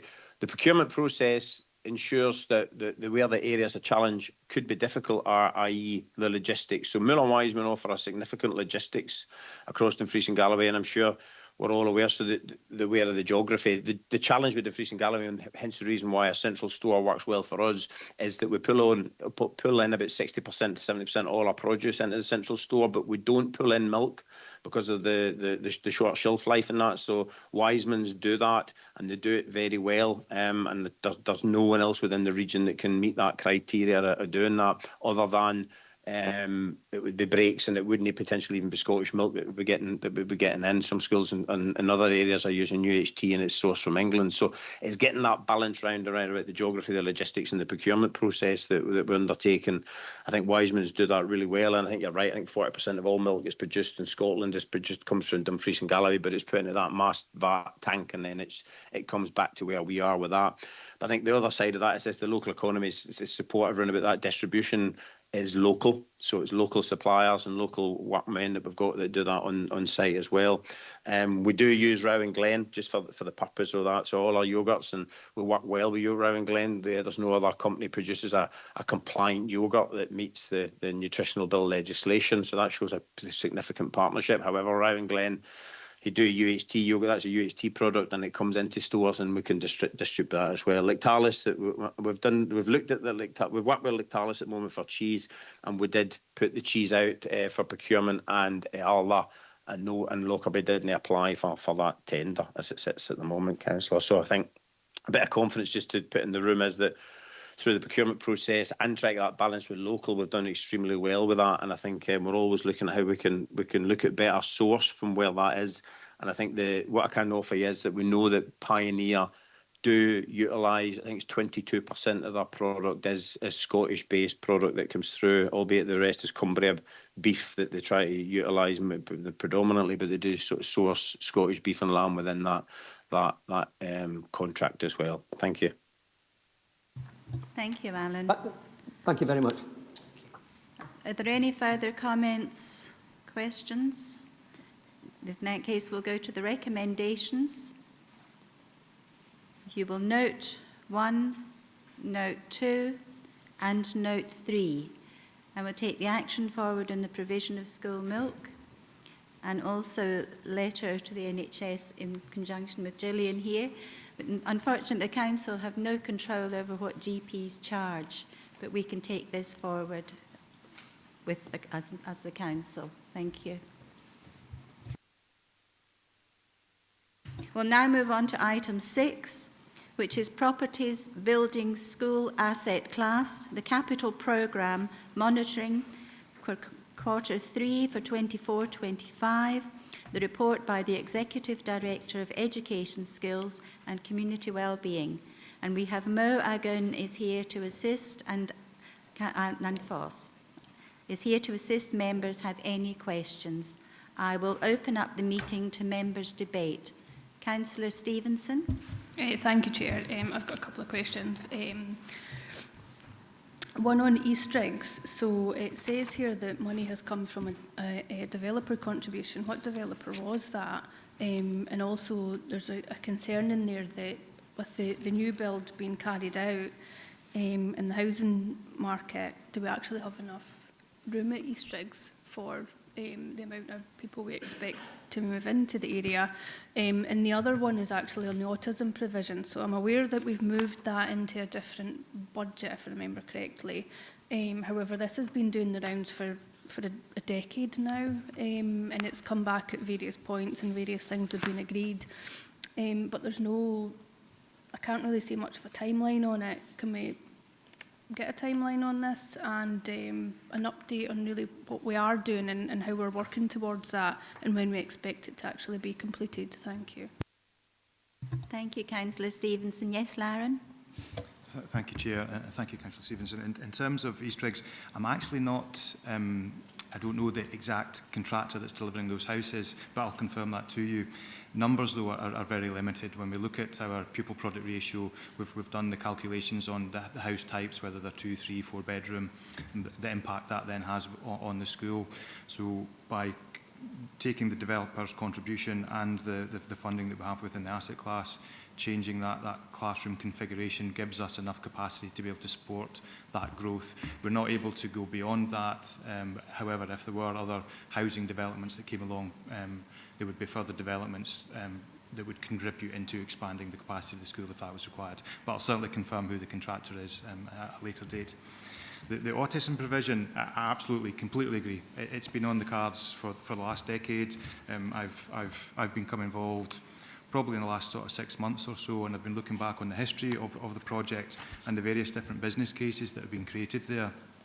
I think there's absolutely logic and reason why those solutions or proposals put forward historically haven't come to fruition, and what we're trying to do now and what we are looking to deliver on is ensuring that whatever solution we put in place is better than the current provision or the current solution that these autistic young people are in receipt of just now, whether that's within our mainstream settings, whether that's day placements across the board. So that's part of the evaluation work that we've been carrying out. We have a dedicated resource within the team now to support with that, and that's going really well. We've got lots of positive feedback on what that needs to be. I think the aspirations, and sorry, this might go off topic slightly, the aspirations and the solutions that were previously mooted through the January paper, when we were talking about 5 specialist centres across the authority supporting between 12 and 15 young people, is way in excess of what the numbers would justify at this point in time. We're not seeing that level of day placement requirement anymore. Now, one of the commitments was to talk about budget and timescales. So just from a very quick ready reckoner, if we were looking at 5 centres for 15 young people, that's about 500 square metres of space in each of those. At today's market values, you're looking at about £14 million to be able to build all of that, construct all of that. With a budget of just over 3 in the background, it's not going to touch it. I think more importantly, though, the level of need just isn't there for that volume of dedicated specialist support in 5 centres across the authority. What we do see is absolutely benefits of providing that specialist support in our mainstream settings. So looking across our secondary schools, coincidentally with our falling roles and looking at the schools modelling and how we can better utilise our existing assets, it makes sense that we enhance spaces. We take space within our secondary schools, enhance those spaces so that our young people are able to be in a space that supports their individual learning requirements. But the real added benefit is that if and when there's an ability and a desire to blend back into mainstream provision, we can do that. But also, really importantly, the specialist provision inside a secondary school is already there. So if a young person wants to be supported with some artwork or some home economics or craft design, or all of these areas are there, and they would all be really, really difficult and costly to replicate in dedicated centres for really small numbers of pupils. So coming back to the timescales on that, there's 2 or 3 different answers in terms of how long that can take. We have a working group that's established just now that's looking at what the secondary provision would look like. Realistically, there's probably about another 2-3 months worth of work for that team to look at building up a specification, looking across our existing estate, seeing what spaces are available and how that could fit in. We'll then hand those briefs and specifications off to our colleagues in the delivery side of the council, and probably we're around a year for design and tender processes to go through that part of it, and again a complete estimation at this point, maybe 6 months for the construction part of it. That will depend on the detail inside the secondary schools. So we're around 18 months to 2 years away, I would say, for completing the secondary school provision part of it, but some of that may be a lot sooner, some of it might be up to that sort of time scale. The numbers of day placement children that we currently have just now is only 5 across the whole authority. So it's really small numbers of day placement pupils. That might reduce again if we've got better quality specialist provision in our secondaries. But if we do get to the point where the numbers and the solution supports a standalone facility, I call it standalone, it's not within a mainstream setting, then that obviously is a much longer time scale, and that again would have a level of financial requirement sitting behind it. For a single standalone new build facility, you're looking about just under £3 million for the square meterage that you require. 2, which was in option 2 of the previous paper, that would be £6 million. So again, there's a financial difference between the funding that's available and the level that it would bring in there. looking at the data, the only area that we're seeing a higher demand, and again, when I say higher demand, it is limited numbers, is in the Stranraer area. That might be the location that we were looking at, some sort of specialist provision that doesn't fit within a mainstream setting, and we'd be looking to identify a location that we could refurbish, because the funding would go a whole lot further. If we're trying to stick within the funding threshold that we have, I would suggest that there is enough funding in place to support the secondary provision and one single autism specialist centre in the authority as well, and deliver that within the funding that we have. What the business case will prove, we'll be looking at the benefits that these solutions would bring, and whether it's better and enhances the experience that the young people have just now. Absolutely, they have to deliver better opportunities, better outcomes, better experiences, and if they don't, there's, you know, these options are not deliverable. They're not something that we'd look to take forward. Sorry, that's a long-winded response, Councillor Stevenson, but hopefully that gives some reassurance that it is moving forward, and we are absolutely trying to deliver this as quickly as possible, because we know the differences that it can make. Thank you, Councillor Stevenson. Thank you for your detailed response, Lauren. Thank you. Councillor Stitt. Thank you very much, Chair. Page 46, wrap works. I'll ask the $64,000 question first. How did we receive additional funding from the Scottish Government? And secondly, can I get what is the total cost to date for this project? No. Chair. Thank you. So, unfortunately, no, there is no contribution for the Scottish Government at all, and there is no indication that there will be. I believe there is some working groups within the government looking at RAC across the country, but when it comes to the financials, unfortunately, we are left alone at this stage. If there is any changes, we will inform members, of course. In terms of the total cost, I think the budget allocation was in the region of 7.6 million. I don't really know the breakdown, but I issued a breakdown cost for RAC, I think last week or the week before. If you don't have it, I'm happy to forward that again, and I'll give you a breakdown of cost for each school or a building that have RAC. That's fine, we'll send it to every member of the group, committee. Thank you. Thank you. Councillor Jameson.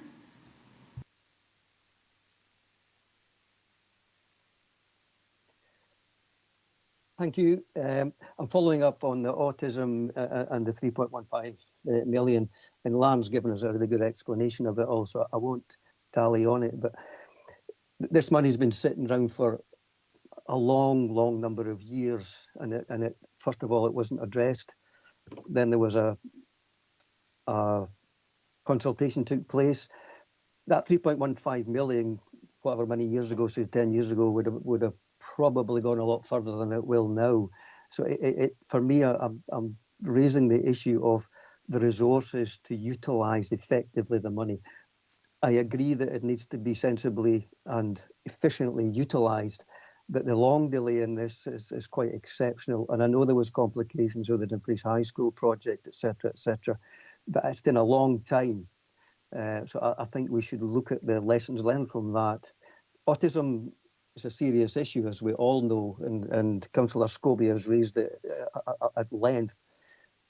The Directorate and the Council at the moment and the Scottish Government are favouring inclusion in schools, so it would be sensible to look at increasing the resources within schools.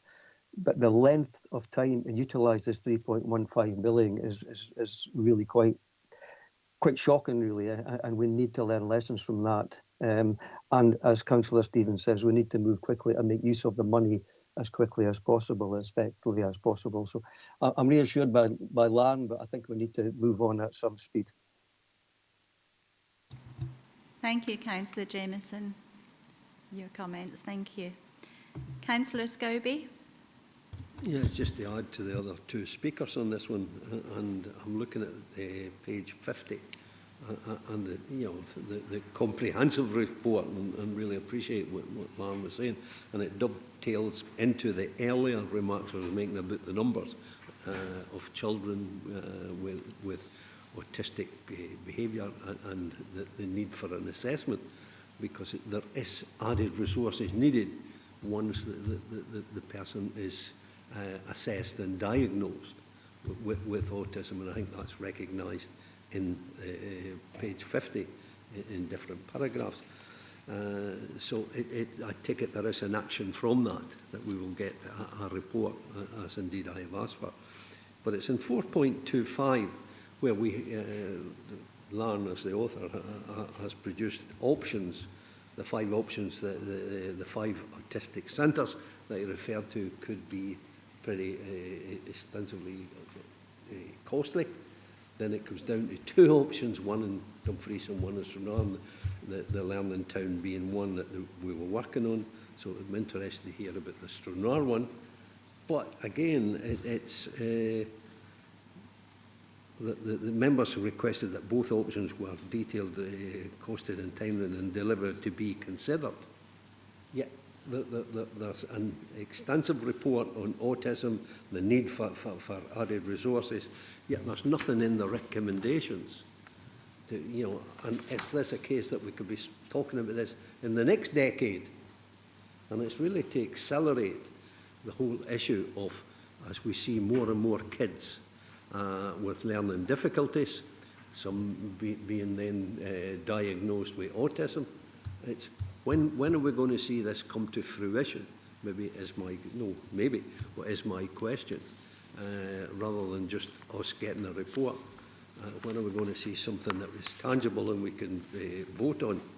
The other thing, and Lauren, it's maybe fallen off the agenda, but it's the muggers in Park School and Belmont. And we've gone into detail in that in terms of line with another department and so forth and so on. I know, having spoken to Lee Seaton just before the meeting, that Park is due for March. It's really a date for the Belmont mugger issue and it being addressed. Please. Thank you, Councillor Scobie. Lauren, do you want to take that? Thank you. Thank you, Chair. Thank you, Councillor Scobie. You make some good points in the description there, and I think one thing that, having come into this fairly fresh, looking at the data and numbers behind our children our autistic young children, stage 4 inside our mainstream settings, there's 365 children that are identified just now. Stage 3 is about 470, so there's a lot of children in our mainstream settings who are not being supported in the best environments that we can provide. And that's why I think it's really important that we focus in on our secondary provision, because that's where we're going to get the best return for that level of investment on it. The numbers in our, what we were describing as specialist provision, is targeting very small numbers. My challenge and the concern that I have is that if we create a specialist provision, will it be better than the experiences those small numbers of young people are getting right now? And that's the testing that we're doing. The timescales, I absolutely agree. We need to move on this quickly, and we need to make sure that that money is secured and invested correctly. And I think if we're looking at a sort of 2-year timescales from now, that's quite a good turnaround from beginning a project once its brief and specification is defined to getting something finished on the ground. So there's a lot of work in that still to go through. In reference to Park, I believe that the mugger work will be finished in March time this year. Belmont, we're looking to wrap that up inside the Learning Centre refurbishment and external refurbishments, because it's all part of the same thing. We've been having discussions with our colleagues in our estates team through the PMO around building that into a 3-year capital programme. So we're building the brief and the specification for that now, and we've had a couple of meetings on that already. What I can't say with any certainty at this stage is how much all that's going to cost and where that's going to fit within it. But we'll have that in the next few months, and it'll appear within our 3-year capital programme, Councillor Scobie, so we'll have clarity at that point. Thank you, Lauren. Yeah, Chair, just to come back and place to hear Lauren, putting a time scale on it in 2 years in the delivery aspect of this. And it's really coming back to what you said earlier in Dumfries and Stranraer, with Stranraer being acute. So it's looking at that maybe as a separate issue. Thank you, Councillor Scobie. Councillor Wilson. Thank you, Chair. It's just with regards to the priority projects on page 49, so it's really good to see that the high school is currently 6 weeks ahead of schedule. I'm just wondering if we can get a wee bit more information on where we are with Dumfries Academy and Lorburn Primary School. Thank you. Thank you. Mo? Thank you, Chair. Yeah, so there is a lot of ongoing work just now in terms of Dumfries Academy and Lorburn Primary School. So following there was ongoing work around looking at options appraisal with the design team working with colleagues at education, the head teachers. There were meetings with the parent councils as well. So now the design team, they are doing the detailed design of the project to see what we can work from that scope or the options we got, and they are developing it further. We will be looking, I think an MPR was already issued to Hub Southwest and their supply chain for the project, so we'll be looking at a stage 1 report around maybe August, September, all going well with an offer from Hub West. The team are keep going, working with education colleague and the school themselves, and we will help them to get to that point. There will be reports coming back to this committee in terms when we are around that stage 2, but I can assure you that there is quite a lot ongoing work going from a design perspective in the background about the project. Thank you. Thank you, Mo. Thank you, Councillor Wilson. If there are no further questions or comments. Oh, Councillor Young, thank you.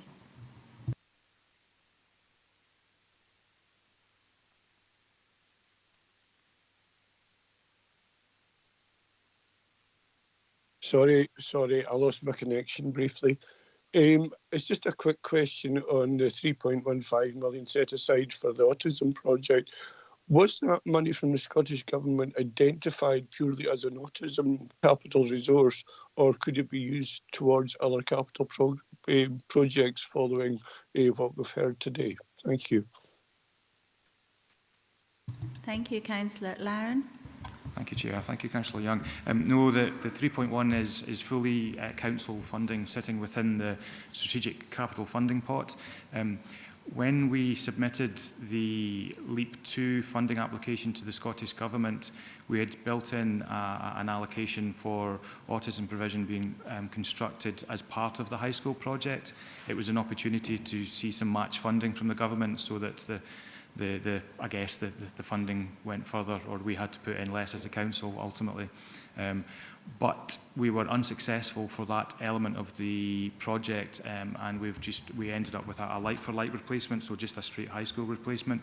However, as a council, to get to a position where we could put the bid forward, we needed to have political support and financial support to make sure that the bid was a legitimate bid, and hence the 3.15 allocation is the autism portion of that project.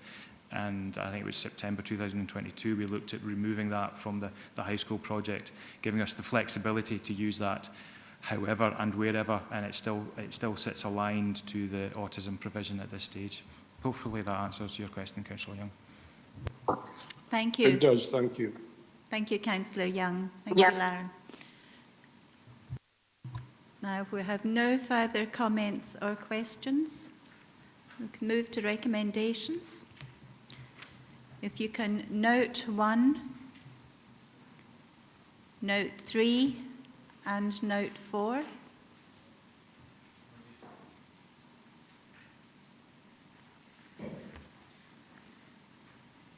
And if we can agree to paragraphs 2.2, 5, and 6.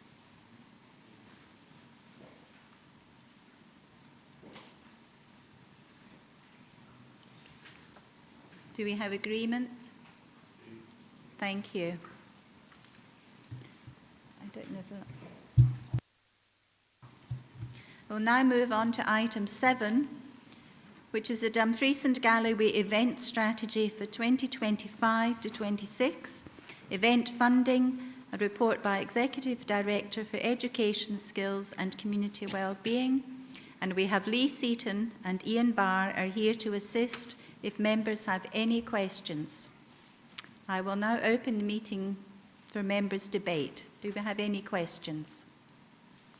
Councillor Dashber. Thanks, Chair.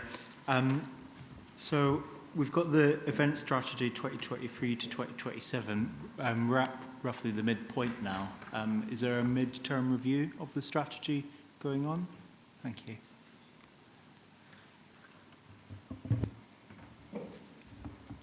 Thank you, Chair and Councillor Dashber.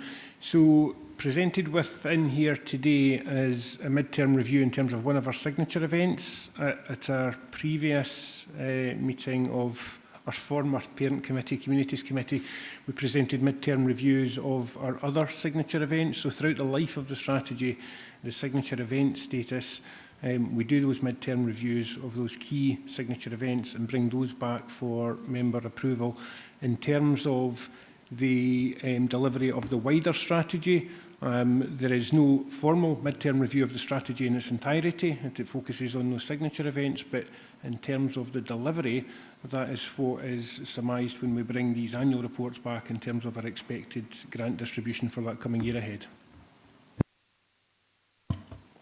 Thank you. And another question, Chair, just about the Regional Events Conference. Could we get maybe a verbal update on that? Thanks, Ian. Thank you. Thank you. Yes, we hope to confirm a venue next week. We identified a venue that we believe will be popular and which will add to the experience of the Day of Delegates. And that venue will be to the west of Dumfries because there's a strong cluster of event organisers from Wigtonshire across to Dumfries. So we're bearing in mind minimising travel as much as possible too. It will... Sorry, we hope it will be on a Wednesday in October, just after the Wigtown Book Festival. Thank you. Thanks. Thank you. Thank you, Ian. Councillor Campbell. Thank you, Chair. A couple of questions, please, for Ian and Lee. The first question relates to the major events grant awards. I'm aware that in relation to the Gralach event in Gatehouse, which we're all looking forward to, that there are some groundworks are taking place in Gary's Park. Are you able to tell me who's actually picking up the cost of that? And the other question relates to regional events. I like the point scoring system, but if I was to look at the scoring mechanism as an organisation that was unsuccessful, I would look and say, well, we get 16 points and we get nil award. Somebody get 17 points and get a partial, and 18 a full award. The question is, do we give detailed feedback to these organisations in terms of why their application was unsuccessful or was only partial, please? Thank you. Thank you, Councillor Campbell. Ian, Lee. Thank you. Thank you. In relation to the Gary's Park inquiry, it's certainly not work that's been picked up through the major event strategy, but we're happy to reach out to colleagues internally within the council and get an answer for you, Councillor, and feed that back to the wider committee. In terms of the feedback from the Regional Events Growth Fund, if I defer to my colleague Ian, who works with those events directly, and he can give you an explanation. Thank you. There was uniformly excellent applications into the Major Events Fund this year, and the scoring is very detailed because the grants are higher for the Major Events Fund than for the Regional Events Growth Fund. And there was a cut-off point, I think about 18 or 19 marks. And the Events Partnership were of the view that they wanted to support events that, as far as possible, are permanently based in Dumfries and Galloway and which deliver strong economic growth within the region and support economic regeneration within the region. In direct response to your question, yes, feedback is always offered. The council's got a very close relationship with event organisers across the region, and we've made our funding programmes as clear and concise as possible, so that there's high trust between event organisers and the council when they apply to the council. Does that help, Councillor Campbell? Yes, it does, and thank you for that, and thanks to Lee to come back to me on the groundworks, because I think they are quite substantial. It involves relaying a track into the park and also work on the field itself, which was badly damaged during the last event. So it'd be helpful to know who's actually picking up the cost for that. Thank you. Thank you. Councillor Walters? Thanks, Chair. Along similar lines, actually, in fact, Councillor Campbell has asked the question I was going to ask about the nil awards. I just wondered whether there is feedback. There is feedback given to applicants. Whether we could actually see some detail of how the scoring was actually put together, because I see we've got the framework on page 72, which gives us what the scoring is, but on the applicant organisations we don't have anything apart from the score and the description of the event. Now, my understanding was that when there was a similar process taken for the area committees, you actually got to see where the applicants had done well and where the applicants had done less well, and so that you could then tell when you looked at, you know, the national sheepdog trials scored 18 and the horse trials scored 22, you could actually see what the difference was. I wonder if that was something that we could perhaps incorporate into this report next time. Thanks. Thank you, Councillor Walters. We'll certainly look at that for the future. Ian, did you want to say anything? Any comments on that? No? Well, Lee and I, something we could look at? Lee and I, you know, just conferred there, but there are very detailed covering reports which breaks down the scoring to the events partnership. So all of that information is there in the background for the events partnership, and it's on what they base the recommendations to the council. So all of that work is there and is available on request and confidence. Thank you. Councillor Brodie? Thank you, Chair. Yes, the events funding here is really important to organisations and the communities across the region, and much appreciate the funding which we're proposing to allocate today. I won't dwell on the headline in the Frisian newspapers at the weekend in the Annandale Observer that bemoaned that Annandale wasn't getting a large share of the cake because I raised that at a previous meeting, but as they say, shy bairns getting out. So I had a productive, interesting meeting with Ian Barr after that meeting, and we discussed a few things which you probably recall. And so I'm looking what can be done in the future.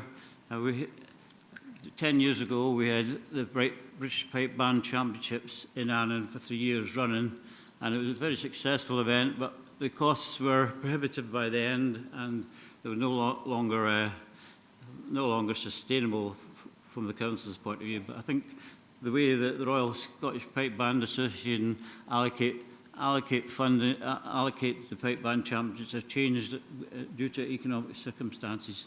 I wonder if Ian would look into how we could make an initial approach to see what the options are going forward for return to Annan, which described as the crossroads of bagpiping, because if you draw two diagonal lines across the country, they end up in Annan, which has always been an area in the Fleece and Galloway which has supported piping and produced great pipe bands. But I think it was Ian Barr that came up with that phrase. He can explain it a bit more than me. Thanks.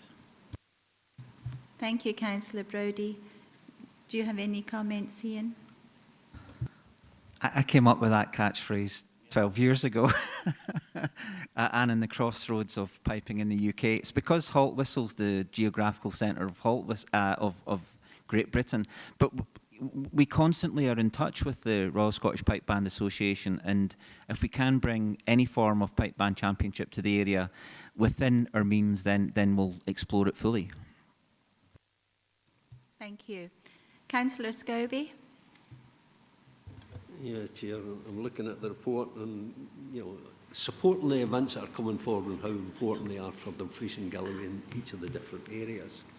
But I'm maybe going to ask the difficult question, given, that the council is under serious financial difficulty. There's no department that's not under pressure. And it's really, when we look at this and we're tackling poverty at one level and then providing events on the other, it's, is there a conscious consideration given to the fact that we maybe reach a point where we may not be able to support these events, laudable as they are and welcome in the communities? But I wonder if any of the directorate, senior management level have considered, it's fighting poverty on one side and then providing events on the other. And it reaches a stage where it becomes so difficult that we may not be able to meet the two aspirations. Thank you, Councillor Scobie. Director. Thank you, members. And members will be very aware of the balance we try to strike with economic development, as well as managing, mitigating and caring for those in poverty. So it's always a difficult balance to strike, and that members will have options to look at that within their budget setting. But yes, we are very aware of our council priorities, and in recent reports to committee we have amended the scoring system of grants to ensure real visibility on how the sustainability of events and projects is linked to those who are in most need. So I thank you for your question, and I'm conscious that the team will take that into account. We must demonstrate commitment to the council priorities, and that has to be foremost in our thinking as we're all strapped for cash. Thank you. Thank you, Councillor Scobie. Councillor Ferguson. Thanks very much. I'm obviously generally in support of what goes on here. I'm just looking at the major events, signature events and everything else. I do know from my past the Event Scotland and SOSI do fund some, but not all. And I'm just wondering what the position is with them in terms of supporting some of these events. We used to have a bit in there. The only other wee bit worry I've got, particularly the signature events, it seems to be harder to get off the list than it is to get on it. If I'm right, the criteria should include 600 or more unique visitors for the event, not for the event over a period of time.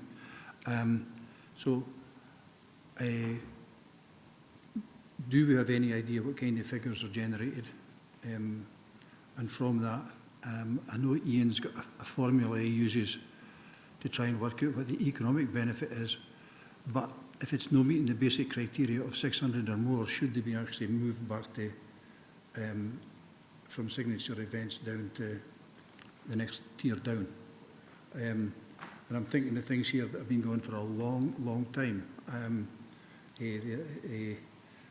And I don't want to single anyone out, but if you just look at the Arts Festival, Kikubi Galleries, exhibitions, Spring Fling, I'm pleased to see the Oyster Festival's on there now as a signature event.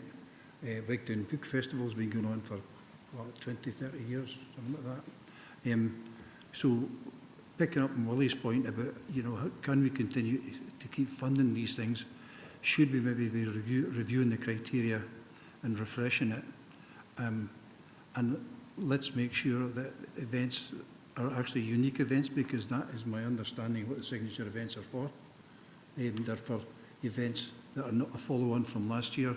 Now, I appreciate the Oyster Festival is slightly different, but it's only in its infancy, really, right, in terms of it's going forward. So I would obviously suggest we would continue to support that for a number of years, but we should be tapering off that support like we should be with most other grants. That's what we should be doing. But then when you're getting some events coming here, we used to get swimming coming on a regular basis, but we didn't seem to have any events at DG1 these days. But when you've got events which are set by international calendar, like the Gralach and the other things, is you know, we need to understand that and actually take that into account when we're moving it. So, for example, if the Gaelic was to come back next year, then we'd be consider moving it up to be a signature event as opposed to a major event, because it brought significant number of people into the region.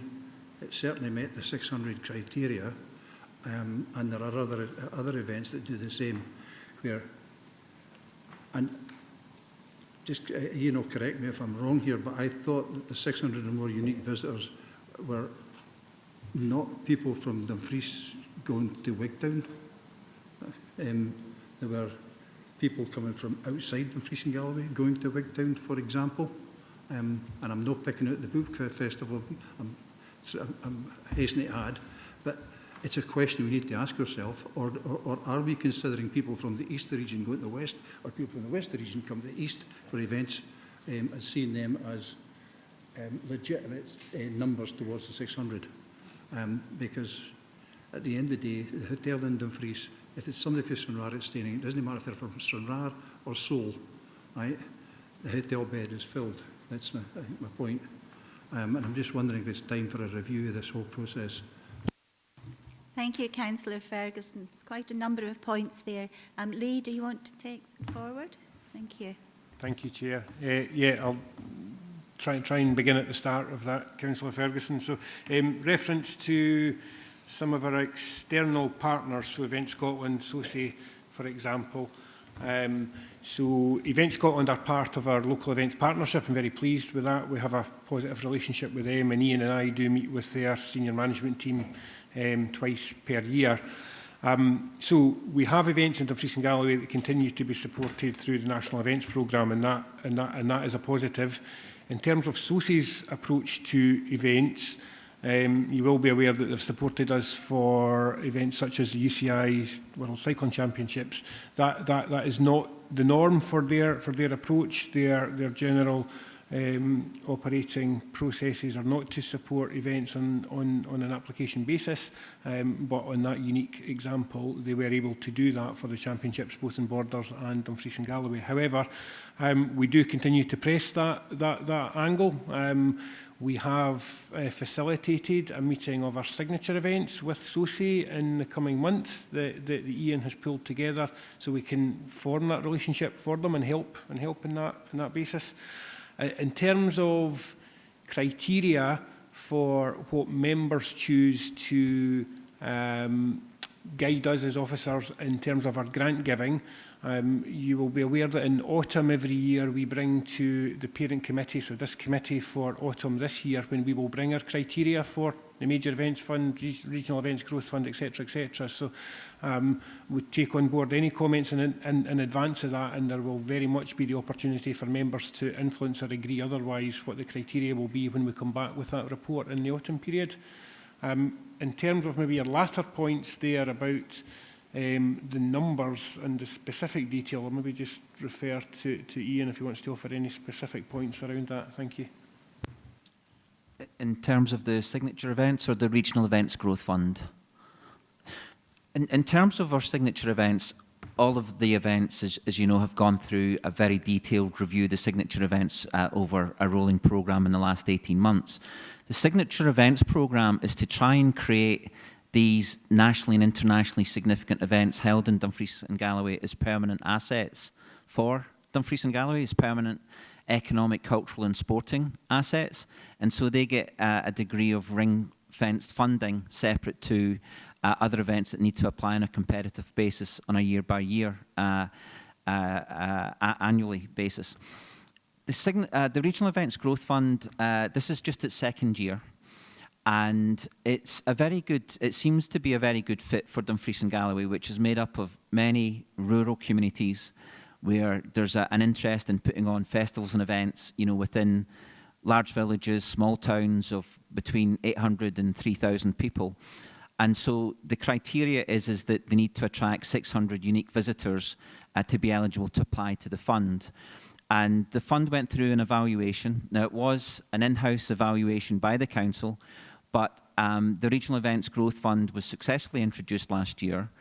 The 600 visitors to an event is based on any successful event needs to grow with community support. And in the first 3 or 4 years, will always attract most of its visitors within 15 miles of the event taking place.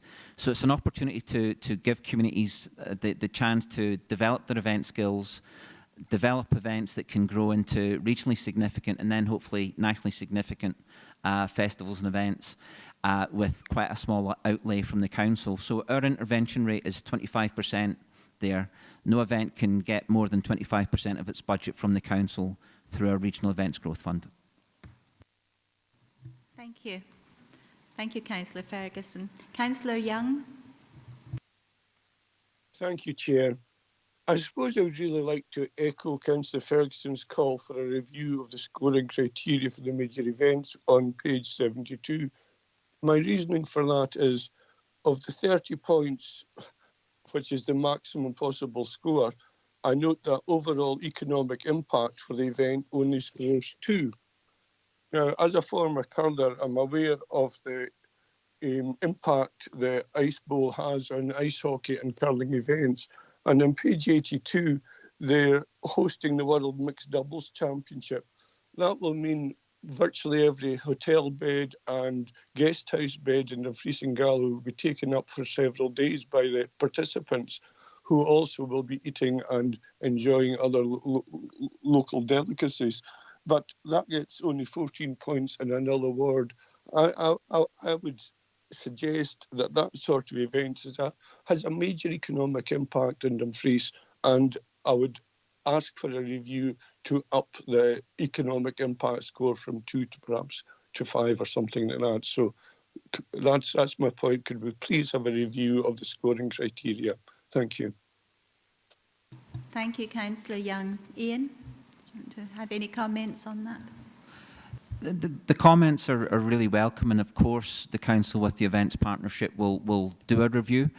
There are many more allocations of marks within the 30 that are geared towards an economic evaluation of the event. So it's more than just the outright 2 that expressly states economic impact. The scores around sustainability of the event and competitive advantages of the event could be regarded as economic analysis as well. Thank you. Thank you, Councillor Young. If there are no further comments or questions, we'll move to recommendations. And thank you, Ian and Lee, for your attendance today. Thank you.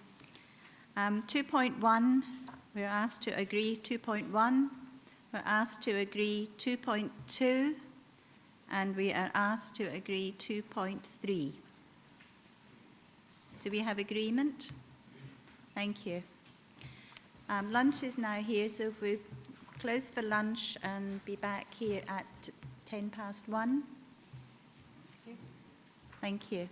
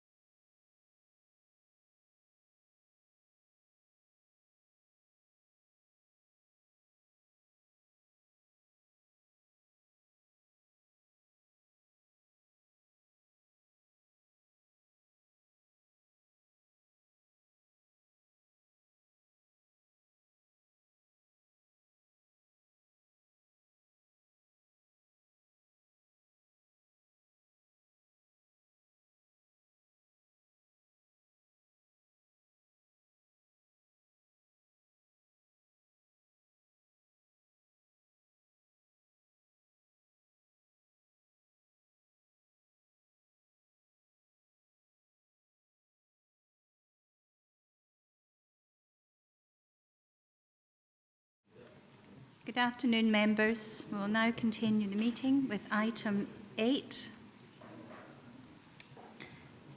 This is the Gaelic Language Plan for 2022 to 27 and Gaelic Signage Report by Executive Director, Education Skills and Community Wellbeing. We have Stephen Jack is here to assist if members have any questions, and Cavan Stewart. Thank you. I will now open up the meeting to members' questions. Councillor Dashper. Hiya, thanks, Chair. No, I really welcome this. I'm a big proponent of the Gaelic language, and I think we should be doing a lot more locally and nationally to support it. My question's about, so when this was previously mooted some years ago, there was a suggestion to potentially include fair trade zone branding on the signs. Is that a conversation that was part of this? It's not part of the design, so was there a reason for maybe not progressing with that? Thank you. Thank you, Councillor Dashper. Stephen, can we pass that to you? Thank you. Yeah, thank you, Councillor Dashper. It was just linking back to the previous community committee decision and following through on that, it was the Gaelic translation. So, and then as things have moved on over the last few years, and more recently, it's been the Scotland Starts Here edition that was going to be added. So that is the proposal that's going forward at the moment. Thank you. Does that help, Councillor Dashwood, answer your question? Thank you. Councillor Stevenson. Thank you, Chair. I would just like some clarity.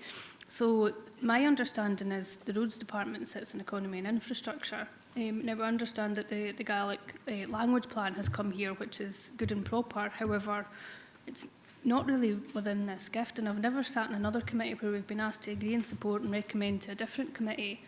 So really, the road signage from 2.3 to 2.5 in the recommendations, should it not just go straight to Economy and Infrastructure and let them decide on it instead of it coming here? Thank you. Thank you, Councillor. Stephen, do you want to take that?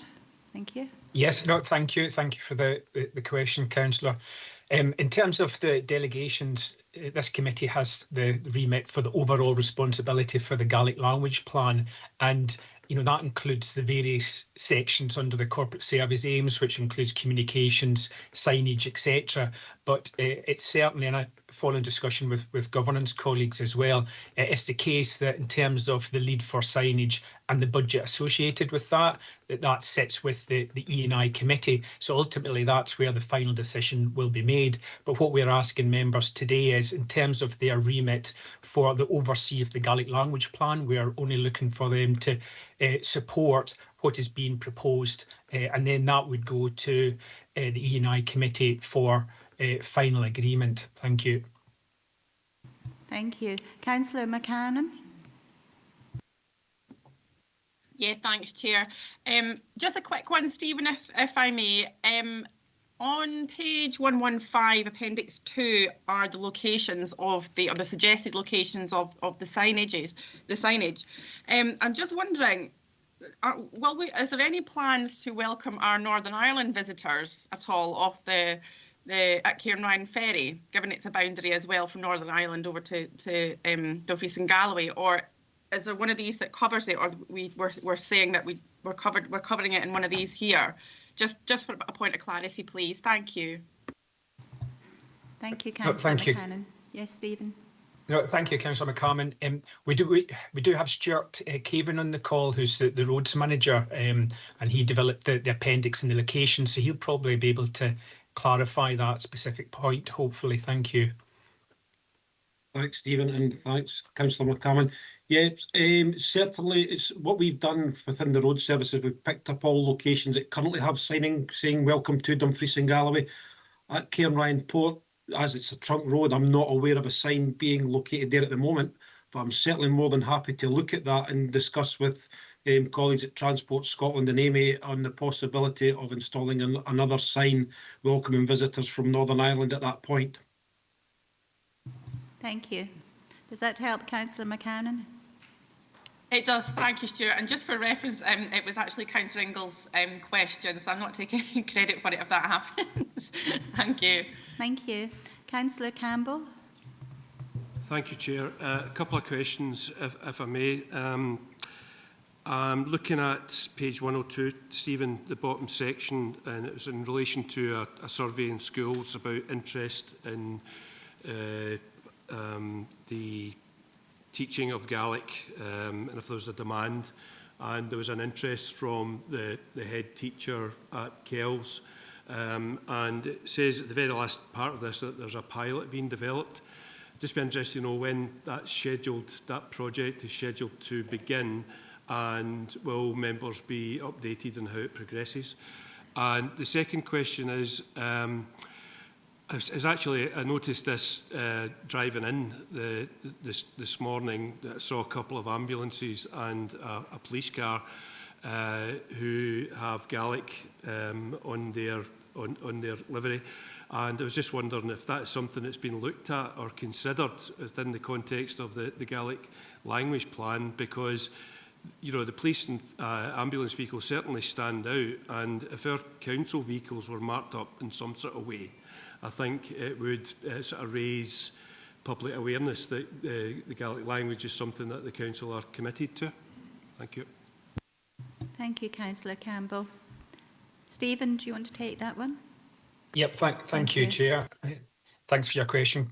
Excuse me, Councillor Campbell. Yes, the pilot at Dilroy Kells, so it's currently on hold at the moment just due to staff absence, but I've been liaising with the lead officer from education on that, and we're going to identify an additional school to try that pilot. There's been resources developed in terms of Gaelic language that can be used with pupils, etc. So we've had to pause the Dilroy one at the moment, and then we're working with another school yet to be identified to take forward the pilot, and then we'll review that, and if there's wider interest amongst the secondary schools, we'll take that forward accordingly. In terms of your second question, yes, in terms of the corporate service aims that form part of the Gaelic language plan, there is an encouragement from Bord na Gaelic, the national body, to encourage local authorities to expand the use of Gaelic livery on different things, such as signage and potentially vehicles, as you suggest. This is really the first committee request that has been taken forward to look at that starting point, and we're certainly starting with the Gaelic signage at the moment on the trunk roads. But if there's a will from members, there's a will from Bord na Gaelic to look at other areas of council signage and other branding which could be rolled out further. So we can certainly do more investigation and scoping work back of house in terms of what that looks like, potential costings, etc., and progress that through the relevant committee channels as part of the ongoing development of the plan. Thank you, Stephen. Yes, Councillor Campbell. Thanks for letting me back in, Chair. I'm a wee bit disappointed that the pilot project for Kells and Dilroy is on hold. I was talking to the Chair over lunch about how Gaelic was in the Glenkens, was the last place where you could actually hear speaking Gaelic as their first language. So there's a culture and a heritage there. And in relation, Chair, to the proposal around the vehicles, can we perhaps take it as a recommendation that a further report comes back to this committee with the sort of costings and the plan that Stephen outlined? And thanks, Stephen. Thank you, Councillor Campbell. We'll take that as an action and look into that. Thank you. Councillor Dashper. Yeah, thanks for letting me back in, Chair. So our papers in front of us are in black and white, so I had to go online to see the full colour road sign. I'm just wondering, so the Gaelic translation is in yellow. There's no green on the sign. I thought our sort of corporate colours were purple, representing Dumfries, maybe green representing Galloway. Was that considered? And is it possible to maybe have it in green instead of yellow, or is there accessibility requirements or such. Thank you. Thank you, Councillor Dashper. Stephen? Yeah, thank you. So we worked with the Internal Council comms team to look at the updated branding guidelines, and there was various colour schemes that were, I suppose, piloted and with detailed discussions with voluntary group Gaelic Dumgal as well. And Stuart also helped in terms of the roadside, in terms of what would really stick out and be visible. So it maybe comes across, it's actually gold in terms of the translated colour. And the background livery is the purple in terms of that, that council brand. And so we looked at the guidelines, worked with our comms team. They tried out various different options, and that came back as the one that it really stood out most and would fit closely with the branding guidelines. And that's the one that we're proposing to go forward. Okay, thank you. Thank you, Councillor Dashper. Are there any further questions or comments? Councillor Stitt. Just a point of clarification, I think Stuart touched on it. I take it Transport Scotland were in full consultation during this. Yeah, thank you, Councillor. Yes, I can confirm I have been speaking with colleagues at Transport Scotland, but also with colleagues that work on the motorway, because we're looking to introduce these signs on the motorway, both at the north end of Dumfries and Galloway and at the south end as well. Thank you, Stuart. Thank you, Councillor Stitt. Yes, Councillor Campbell. Thanks, Chair. Just to clarify, and the point I raised about vehicle livery, and you said you'd take that as an action. Is that for a report to go on the forward plan, or is there another intention there? Just to be clear for members. Just to take it forward to see if that's going to be followed up through with the education side of things. Whether, yes, Gillian, do you want to take that one? And pardon me. I'll pick up the point raised earlier by Councillor Stevenson as to what the most appropriate committee would be. But again, as Stephen highlighted, it would be a recommendation aligned with the Gaelic Action Plan, which would then, I would assume, depending on whether it was cost neutral or not, and Stuart's nodding, so thank you, Stuart, for your support, that would then come to the relevant committee with regards to the fleet. So thank you. does that help, Councillor Campbell, or are you not quite Yeah, clear? I'm still it's maybe me, maybe my head's a wee bit fuzzy, but in terms of where will that action go? It's just so that it's transparent and I can track what's happening with that. Thank you, Tracy. Do you want to take that? Yeah, thanks, Chair. I'm in members' hands whether you proposed it as a recommendation, Councillor Campbell, but I'm in your hands whether you want it noted as an action, and it would go on the system recorded on our back system, which members have got access to through the action tracker. And I've wrote down here that you would request in a further report to be brought back on options and costings for future branding across the council. Whether you want that noted as in the minute or whether you're happy with it as an action. I'm happy with that as an action. I'm mindful that there'll need to be clarity around which directorate that it would sit in, albeit we're looking at the Gaelic language plan here. So I'm happy with that proposal in terms of taking it as an action and being on the action tracker. Thank you. Thank you, Councillor Campbell. Thank you, Tracy. Councillor Stevenson. Thank you, Chair, for letting me back in. Just before we sign this off, at page 90 it says under 3.4 it was agreed in principle to the inclusion of the Gaelic language and road signs subject to report back to this committee. It then says on page 93 at 4.16 if the budget is available internally then the council could potentially meet the partial cost. The question one is, do we have this funding and do we have a cast iron guarantee that it's not going to come out the budget for potholes, road gullies, bus cleaning that my inbox is full with? But also it does say that the community themselves have access to funds to facilitate an upgrade replacement and the council would aim to expedite. So have we actually done that before we sign off this funding? Thank you. Thank you, Councillor Stevenson. Stephen, do you want to take that one? Yes, thank you, Chair. I'm happy to come in and then I'll pass over to Stuart. So there's two things. There's the budget that needs to be found to undertake the trunk road signage. And then the second part is that the council doesn't have a policy approach in terms of any ad hoc requests that might come through from local communities to have a Gaelic nameplate on their existing signage. And the test case has been recently Carstfairn have came forward to request that. So what we're recommending is that kind of staged process in terms of if the council has budget, fine. If it doesn't, there's a sequence that can be worked through to try and kind of meet that ambition. But I'll pass over to Stuart if that's okay, just on the budget side of things. Thank you, Stephen, and thank you, Councillor. What's happened, my team undertook a survey of all the signs that are welcome to.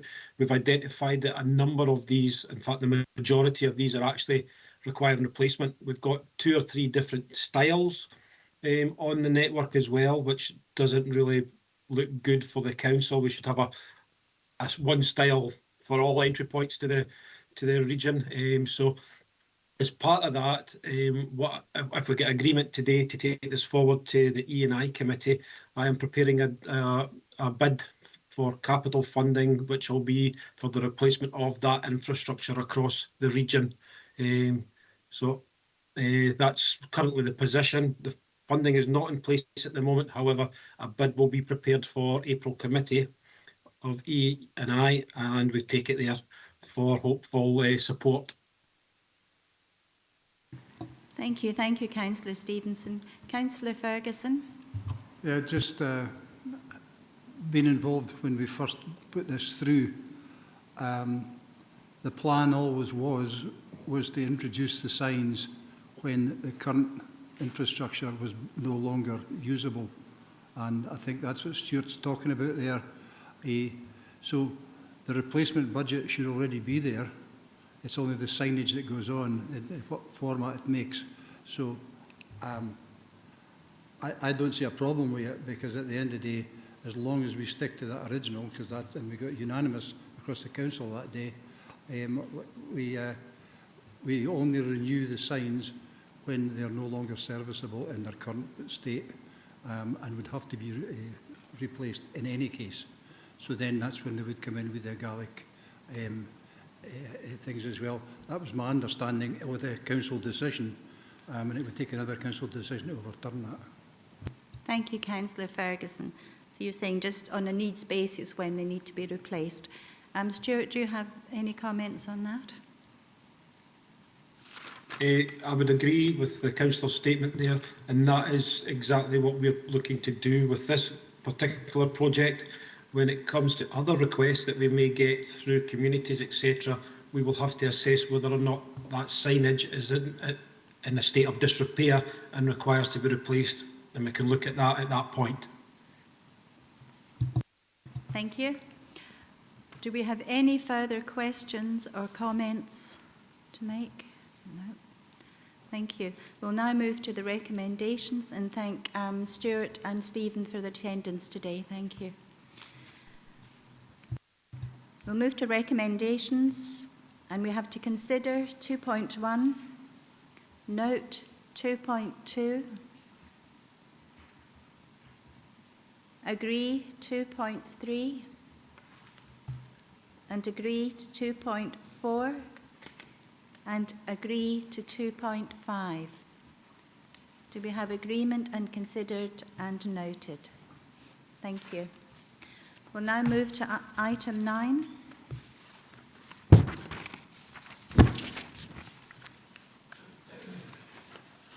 This is the Coastal Benefit Fund 25 for 26, Round 6 arrangements. Report by Executive Director, Education Skills and Community Wellbeing. And we have Derek Hextall is here to assist if members have any questions. I will open the meeting to member debate. Do we have any questions? Councillor Walters. Thanks very much, Chair. Just right at the beginning, actually, on the recommendations, the funding allocated from the Scottish Crown Estates is 717,000. I just bet that's an enormous amount of money. I just wondered how much the Crown Estates is actually making in Dumfries and Galloway that it can afford to actually fund this amount?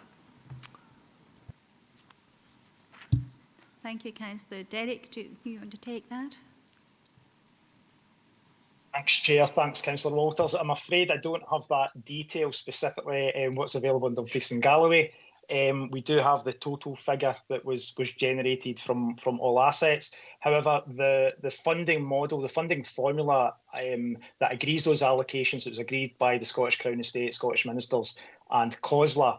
There's a 50-50 model, so it takes into account 50% of the income that's generated from your coastline or from the coastal assets out to 12 nautical miles, and 50% is based on the length of your coastline as well. So clearly, Dumfries and Galloway is doing quite well in both of those to get such a significant allocation, but I'm afraid I don't have that specific detail, Councillor Waters. Thank you. Do we have any further questions, comments? Councillor Dashper. Thanks, Chair. I'm looking at 4.11, page 121, in relation to the 30% we're going to set aside to support coastal infrastructure and harbours and such. I think that's a really, really good idea. But I suppose when we get these options presented before us in April, will that include beaches, for example, Stranraer Beach, which the council historically used to hire our mechanical cleaner to clean the beach? That's something we've not done in recent years due to finances and things. Can I request that that can be considered and costed as an option in April? Thank you. Thank you, Councillor Dashper. Derek? Thanks, Councillor Dashper. Yes, happy to have that discussion with colleagues. Clearly, it'll be for colleagues in other services to bring forward proposals to meet the criteria, should members agree that 30%. But I'm happy to have that conversation around a specific proposal on that to come back. Thank you. Thanks. Thank you. Councillor Brodie? Thanks, Chair. Yeah, I welcome the opening of this round of the Coastal Community Benefit Fund.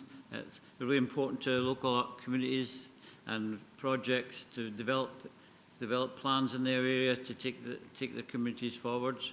So, from my point of view, as much money that could go to these groups would be the better.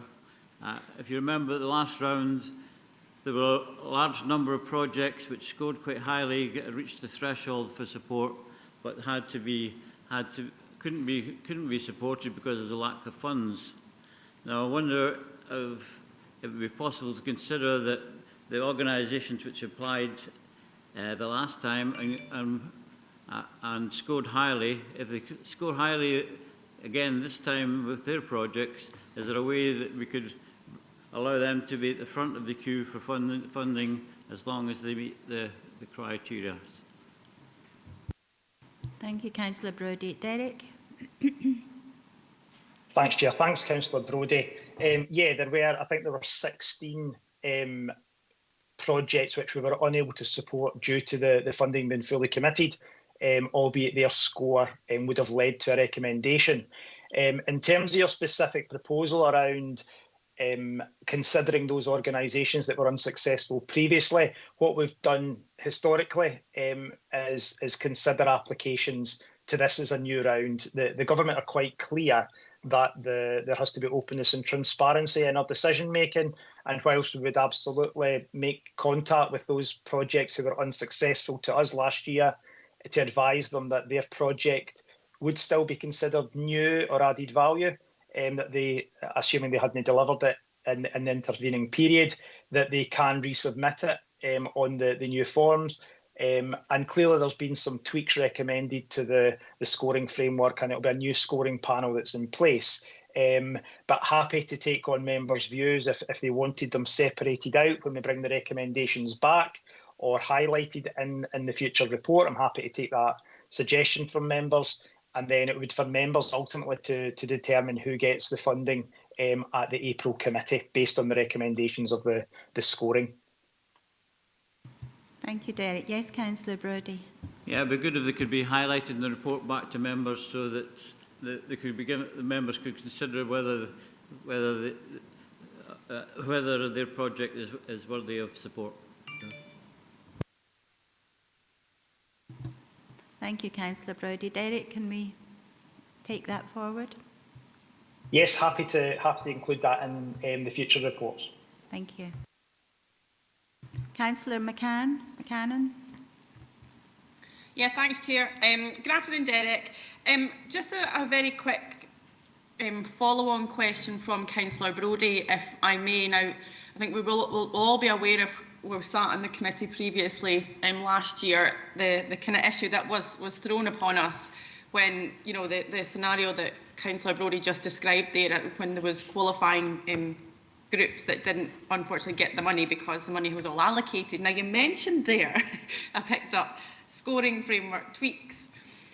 Does that mean that it's unlikely to happen in such a big scale again, what happened last year? So, for example, if we do have, you know, numerous community groups that are qualifying, and not that I want to take money away from the ones that already have qualified, but are we able to give less to the ones that have qualified previous and give maybe small grant fund to the ones that we're going to miss out, or is that just a complete no-no? Sorry, I hope that made sense. Thank you, Councillor McCannon. Derek? Thanks, Chair. Thanks, Councillor McCammon. Yes, so in 4.14 of the report, you will see that we've taken on board the feedback that was provided by members and from previous committees. And what we're suggesting here is, whilst we've got a framework for recommendation based on the score, we are seeking to build in a bit of flexibility so that we can do just that. We can ensure as many of the projects that would be recommended for an award receive an award, even if that is a partial award. So we have set a point bar which would get you a percentage recommendation. However, we have built in a degree of flexibility to ensure that we can then offer as much funding to as many projects as possible. In addition, you will note that the funding thresholds have been reduced as well. So for the recommended, clearly it's for this committee to determine, we are recommending that at 410 that the small grants, instead of being up to £10,000, are reduced to up to £5,000, and the large grants are reduced from £80,000 to £50,000. So hopefully that allows us to spread the funding a wee bit further, in addition to us having that flexibility built in to bring recommendations which spread that funding even further to those who are eligible within the criteria. So hopefully that response makes sense to your question, Councillor McCammon, and covers the point you raised. Does that help, Councillor McCannon? It does. Thanks, Derek. Thanks, Chair. Thank you. Councillor Campbell?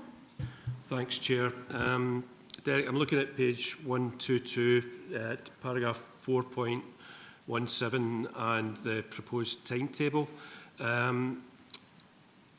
The project delivery period, April 25 to March 26, it's depending on the scale of a project, the delivery period might be difficult.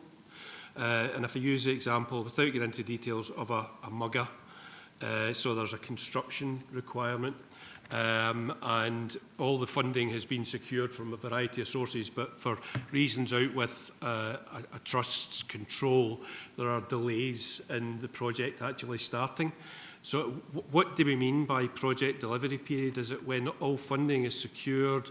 Is it when ground is broken? Or is it when the project is complete? Because it is a very, I'm sure you'll agree, a short period, and I would imagine that is something that's stipulated by the Scottish Government. I don't know, but I expect it is. But I think it would be helpful to communities if we had a better understanding of what that actually means. Thanks, Chair. Thank you, Councillor Campbell. Derek? Thanks, Chair, and thanks, Councillor Campbell. Yes, I think we all agree that this fund is quite a tight delivery fund, and indeed this time round, albeit that is still quite tight, this is the longest delivery period we've had in the last 6 years, due to an extension, an initial extension by the Scottish Government when they sent the letters out to allow us to take it forward to the next financial year, not having to spend it this financial year. The 31st of March 2026 is, as you outlined there, it's set by the Scottish Government. This is when they want this funding and projects to be fully delivered. However, what we look for in the applications is that there's a realistic expectation that projects can be delivered by that time. And members of this committee and the previous service committee will be aware we have asked for extensions to be considered where circumstances have meant, out with the control of the group, that projects couldn't be delivered within that timescales. And we have got an arrangement with the Scottish Crown Estate where we've got we're able to request extensions for specific purposes. So what we would propose to bring forward in the April report, we've already got delegations to the Executive Director to agree where funding is unable to be used or there's returns of funding. For example, that the Executive Director has got that delegation from committee to reallocate that so that we don't lose any money from this pot to Dumfries and Galloway. And we would look to consider extending those delegations to, just as you requested, dear Councillor Campbell, if there are situations out with the control of the delivery organisation, then we can look at getting short extensions where there are clear rationale for doing so. But unfortunately, in terms of publishing the criteria, the guidance of the conditions from Scottish Government is that all projects must be concluded by the 31st of March 2026. Thank you, Derek. Thank you, Councillor Campbell. Councillor Ferguson. Thanks for letting me in, Chair. Actually, what we've got here is the fine-tuning over about 6 years' work. You know, where, every year we've scrutinised. We had the first seminar to work out the criteria. I was in the chair at that time. Then, at the end of that year, we reviewed it.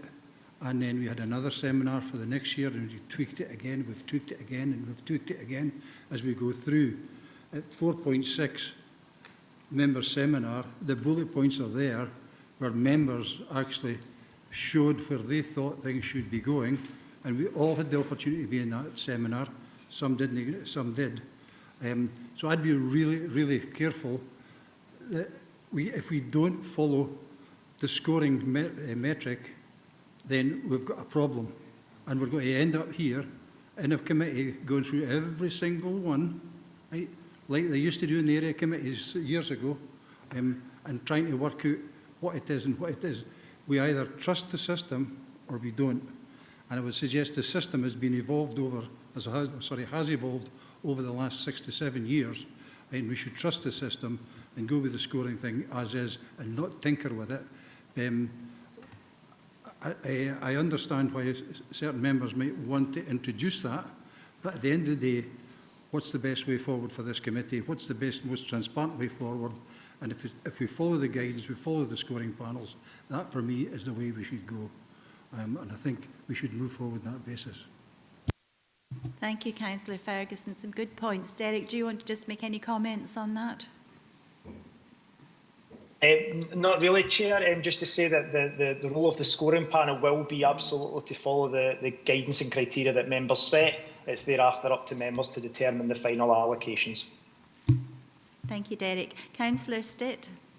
Just to follow up on Councillor Pears, I think the guidelines and everything we've worked on for the last 5 or 6 years, I think they work well and should still stay in force.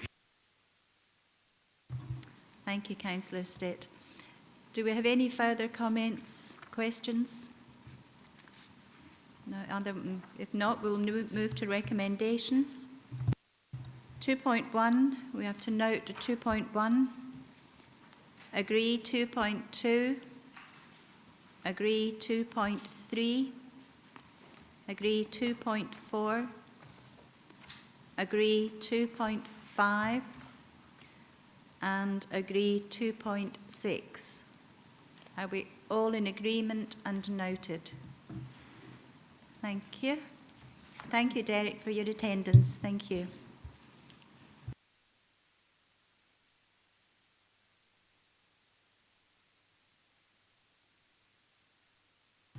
We'll now move on to item 10. This is the community application decision making and the review processes with respect to firework control zones in Dumfries and Galloway, and the report by Executive Director of the Education, Skills and Community Wellbeing. We have Martin Ogilvie is here to assist if members have any questions. I will open the meeting to members' debate. Councillor Dashper. Thanks, Chair.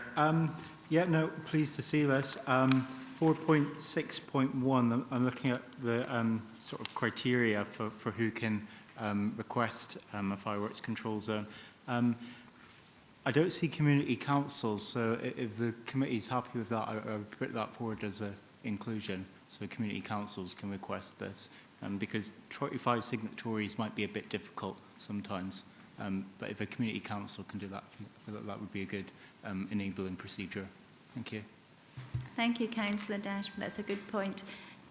Martin, do you have any comments to make on community councils being involved? I don't think there's absolutely anything to stop a community council being involved. We're just following the Scottish Government guidance, but if that's something we want written in, we can do that. Thank you. Councillor Stevenson.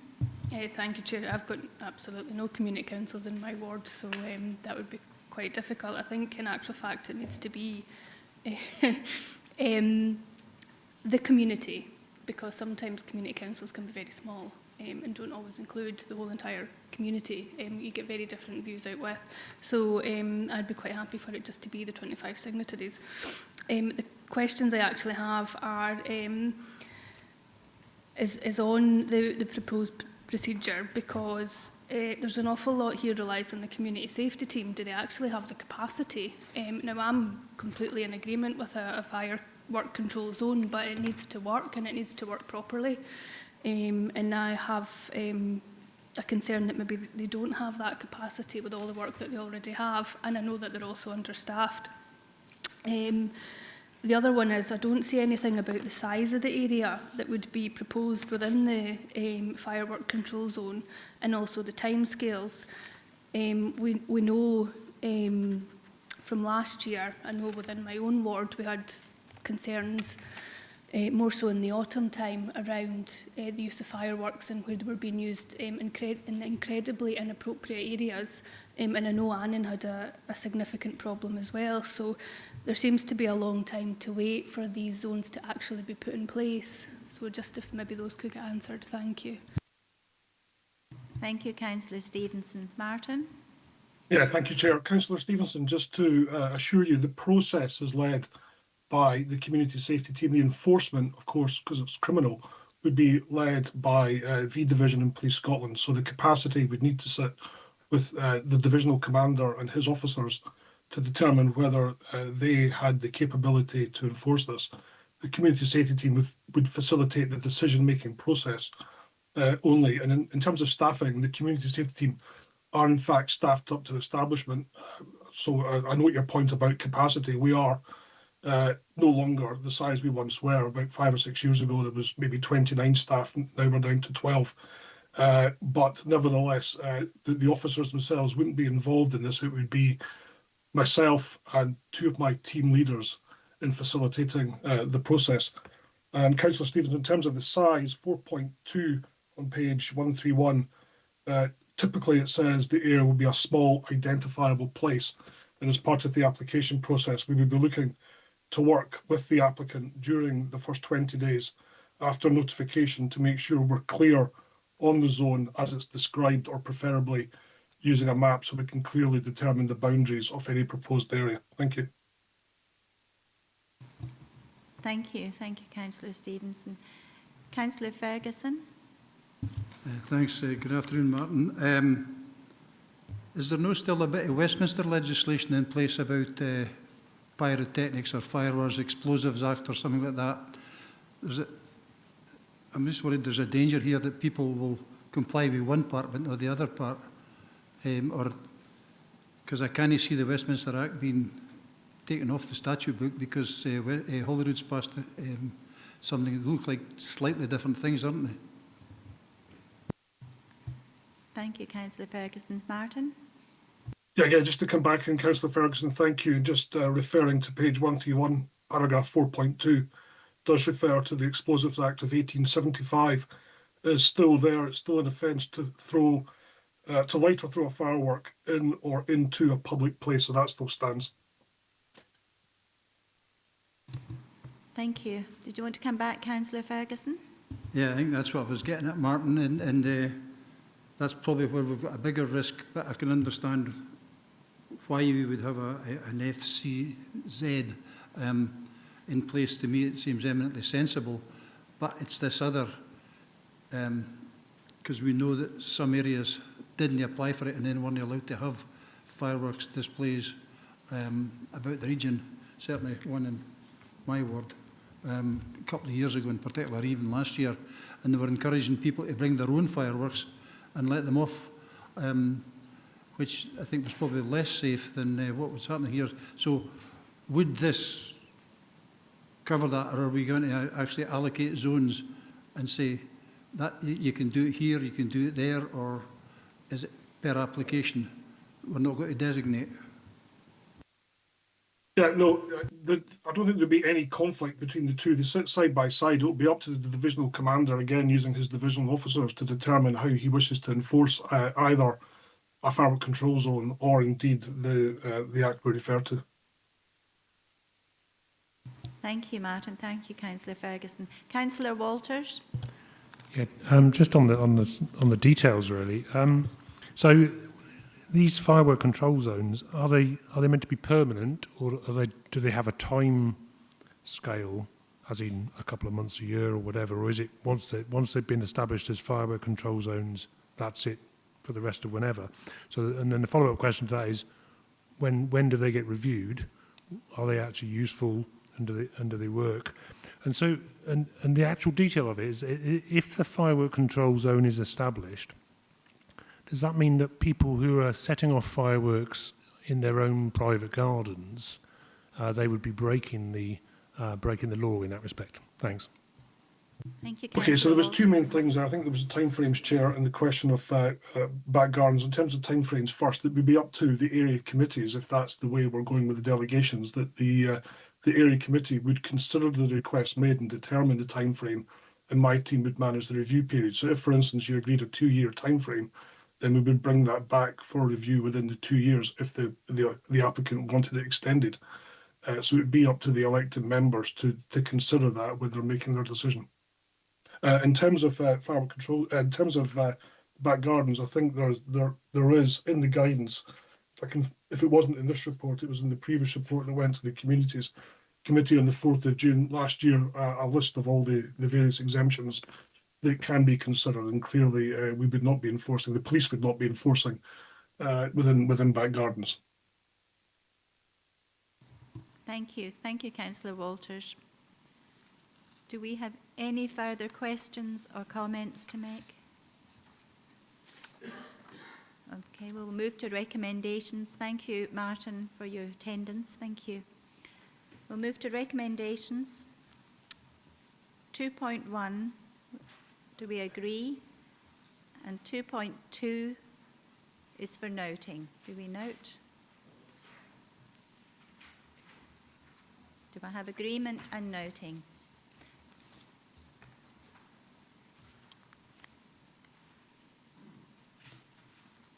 Thank you. We'll now move to item 11. This is the review of leisure arrangements report by Executive Director, Education, Skills and Community Wellbeing. Lee Seaton and Annie Johnson are here to assist if members have any questions. And I will open up the meeting to member debate. Do we have any questions? Councillor State. Thanks, Chair. It's just on page 145, leisure agreements.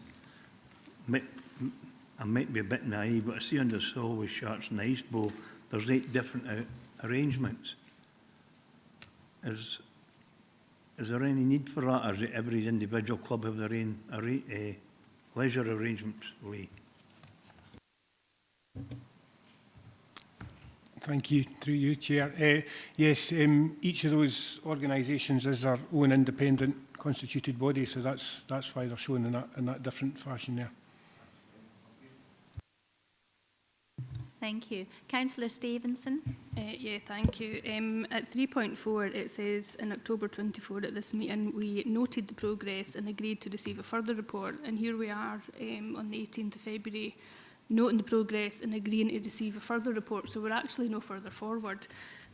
So really what we need in the recommendations is a timeline when we should expect the final report, and also these agreements, surely they should be, us as members should be able to see these agreements to make sure that we receive good value for money, and also who's signed these things off and what our expectations are from these groups. Thank you.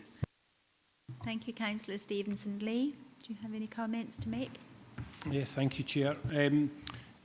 So the comments are fair, Councillor Stevenson. However, since that previous report, and I think it's summarised mostly in 4.1.1, our colleagues in legal services have been working through the agreements that are listed in the appendix. They haven't yet, because of the number of them, worked through an analysis of all of those. They focused initially, as it says there, on those at the ice bowl, and then moving on to the others that are connected with the larger 3 leisure facilities. So the suggestion from our colleagues within leisure is that a future report in 6 months' time, we anticipate that they would be at the conclusion of having reviewed all of those wider range of agreements, and therefore have a range of recommendations that would bring back to the committee.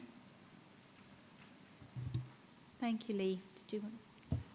So I was just advising the Chair that we do have Jackie Holland on the call today, just to confirm that legal officers are supporting us with this process. It's quite a significant, quite a considerable task, but as Lee said, it's a fair comment.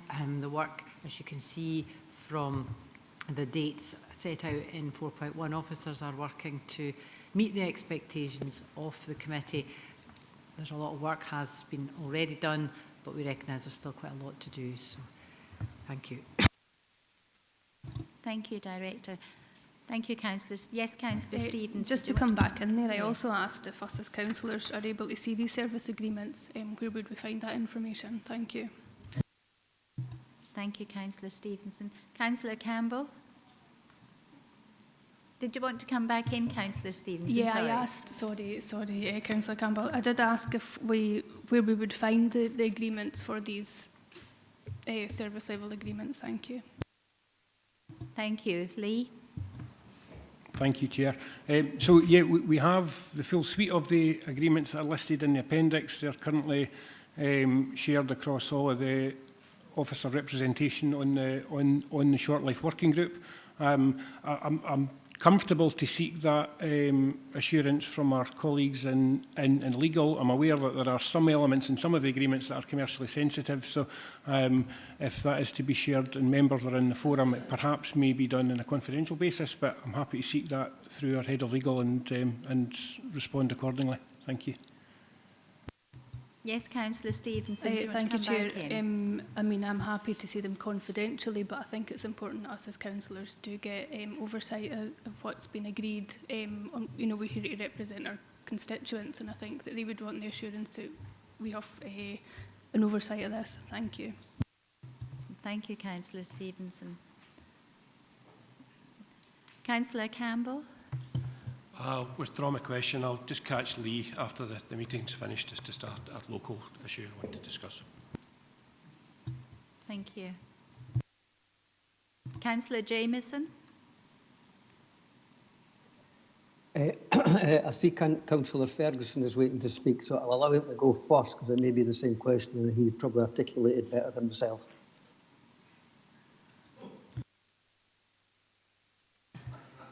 He's deferring to Councillor Ferguson. Councillor Ferguson. I'm not sure if that's a compliment or what it is. Right. Okay. I think there's two things stand out for me here. I thought we'd asked for a full gambit of all leisure and sport facilities, and that was the original intention of the committee at the time. I'm really concerned if we start to pick off one by one and then start bringing them to committee before the entire work has been done, so that we can actually see across the different things. I'm really a wee bit worried about some of the bits in here about the Short Life Working Group. The bit I'm particularly worried about here is, Lee's touched on it there, because there are legal documents in place, as my understanding, between organisations and the council, whether you call them a service level agreement or a contract or whatever it is an agreement. So the bit that's worrying me here is in this short life working group, the users of the facilities, i.e. the people who these contracts are with, are not being a part of the discussion, because you can't just let a group of officers here, and if you look at it, I'm guessing here, leisure and sports probably you, Lee. We know that Harry's chairing it, but everything after that is actually legal, finance, procurement, property, estates, and everything else. Where is the leisure and sport input other than Lee? Right? Because we've got more officers than Lee, we've got specialist officers in certain disciplines in certain places. That should all be referred to in the final document. I do appreciate this is an update, a progress report. So I would really like to see, when the final report comes, is that there has been a real engagement with the groups, and the groups have actually got a chance to say something, because we're in the process right now of setting budgets, right, and we're setting costs and everything. Is this a different way, another way around that, if you get my drift? And I'm just wondering here, Gillian, whether, rather than rush it, we actually take and we look at the whole gambit of leisure and sport and how we charge for it. Do we decide to subsidise it or not? Because that's a council decision, it's a councillor decision, right? No, an officer decision. And let's make sure we do that with the fullest information, and that includes all the different clubs, the swimming clubs that use DG1, the clubs that use the Ryan Centre. And the last bit, it really worries me again, is that if we look at the three big ones, how do we then take that forward into tiny, small facilities?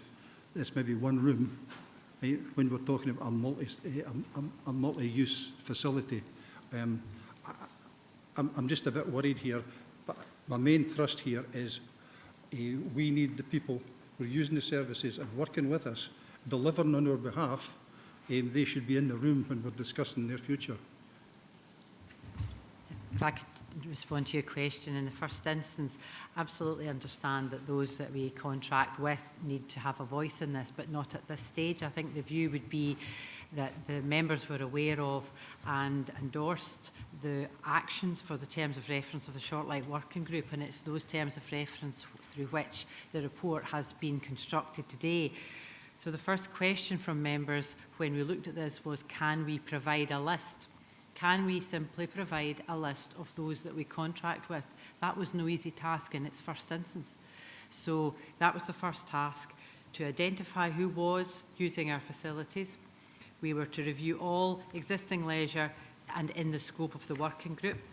So that's in 4.1.1, and then 4.1.2 to draft new standardised templates and consistent terms and conditions with a view to consolidating existing agreements. And that was to look at items such as data protection, jurisdictions, insurances, liability. We've got some safeguarding, health and safety issues. Those are to protect the council. These are matters for the council to have a consistent approach upon. And while, of course, we would work with our individual users on that, I think members, I hope members would agree that it's important that we have a council position on some of these issues. The next item was then to clarify the governance of all officer delegations for entering into leisure agreements. That is a matter for the council, not a matter for the individual stakeholders and users. And then to develop recommendations, criteria and processes for future leisure agreements, including a supported protocol framework. So I think we have quite a considerable amount of work to do in-house. Absolutely accept the point well made, Councillor Ferguson, that we must engage with those who wish to use and continue to use our leisure facilities, but there's a lot of housekeeping that to protect the interests of the council and keep our people safe that I would hope we could do before we then enter into those critical user conversations. And the final items in 4.1.5 and 4.1.6, these will come back to members before we then, and I'm looking to Lee here to confirm that, but we are looking to confirm those before we then begin to look at how this may or may not impact on the individual users. And thanks, members, for their patience on this. It's a significant piece of work. Thank you. Thank you, Director. Thank you, Councillor Ferguson. Thanks, Gillian, for that explanation. My other concern is really the terms of reference, because the terms of reference were drawn up by for the short life working group, or actually senior leadership team, not the councillors, and it was then presented as a fait accompli to councillors. We had no say in if we agreed with that or not, and if it actually met where we needed to be here. We're in a fortunate position in Dumfries and Galloway. We've got some really high quality facilities. But we're even more privileged that we've got some extremely well run, hard working clubs and associations who work with us. Right? And that's what I'm saying is, I take your point, Gillian, right? That we need to find a council position here, but we can't go with a council position and saying that's our bargaining point. Right? Because if we're to renegotiate how we charge for things or how we choose to subsidise or not, that should be thrashed out long before it gets to that stage. That's my point. Thank you, Councillor Ferguson. And I, again, absolutely agree that members have their place to agree that there is no financial considerations within the short life working group. I think that would be fair, and looking to Lee, who's member of that group. We also have the review of leisure ongoing in parallel. So we have the budget-led review of leisure ongoing, but this piece of work is at this point around the legal agreements that we have with the 44 organisations concerned. At no point we're discussing fees and charges. It's simply at this point to get some consistency around the legal agreements that we have with our users. And separately, there is a review of fees and charges within leisure, but that's not part of this particular process. But I take your point, Councillor Ferguson, and we absolutely need to take our valued users with us. We've got some really fantastic examples across Dumfries and Galloway, and this work is to protect them too. Because if we don't have our ducks in a row with some of these critical points, then they will expect us to make sure we are operating safe and healthy facilities, and this work is to protect those organisations too. Thank you. Thank you, Director. Thank you, Councillor Ferguson. Councillor Jamieson. Yeah, thanks for that, and thank you, Andy. I fully accept the fact that we need to get the legal side of things and health and safety, risk assessment, all that. But what I would ask for, and I think Andy would back this up, is that any kind of discussion and review of any service requires as early engagement as possible. And we've learned from experience that if we don't engage all stakeholders early, there's a perception, incorrect in many occasions, of top down, this is what you're going to do, this is what you're going to get. So my plea would be that we engage at the earliest possible opportunity. Thank you, Councillor Jamieson, for those comments. Thank you. Do we have any further comments or questions? Councillor Young. Councillor Young. Thank you, Chair. I echo an awful lot of what my two colleagues have already stated. I'll just very quickly mention on page 145, Three Rovers youth football team have a very individual and much appreciated relationship with Castle Douglas High School, where they took over their playing fields at the end of the school day. But what I was going to talk about was Castle Douglas swimming pool, and I agree with Councillor Ferguson. We really have to consult the users of facilities as well as the sort of officers, because that facility is a much loved, much used facility, and there were almost 80 responses to the public consultation on proposed budget cuts from officers. And I really feel that these officers, OK, they're going to save £200,000 a year if they close this facility. But the real reason I believe that it's on the recommendations for a budget saving is there is already passed a capital spend of 1.2 million to upgrade it. But I just wanted to reiterate, as part of the process of reviewing leisure arrangements, please consult the users of the leisure facilities rather than take decisions based purely on monetary terms. Thank you. Thank you, Councillor Young. Your points have been noted. Thank you. Lee, did you want to add anything to that?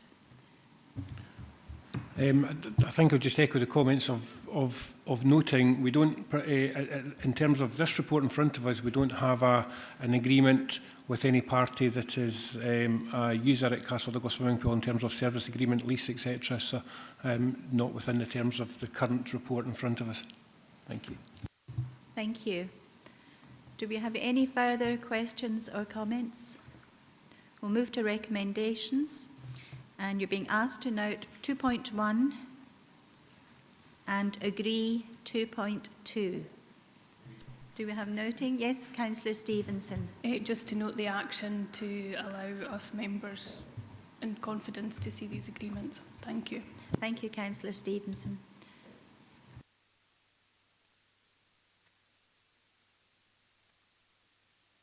I have no other business deemed urgent. And thank you for your attendance and your contributions today. And our next meeting is Tuesday, the 22nd of April. Thank you.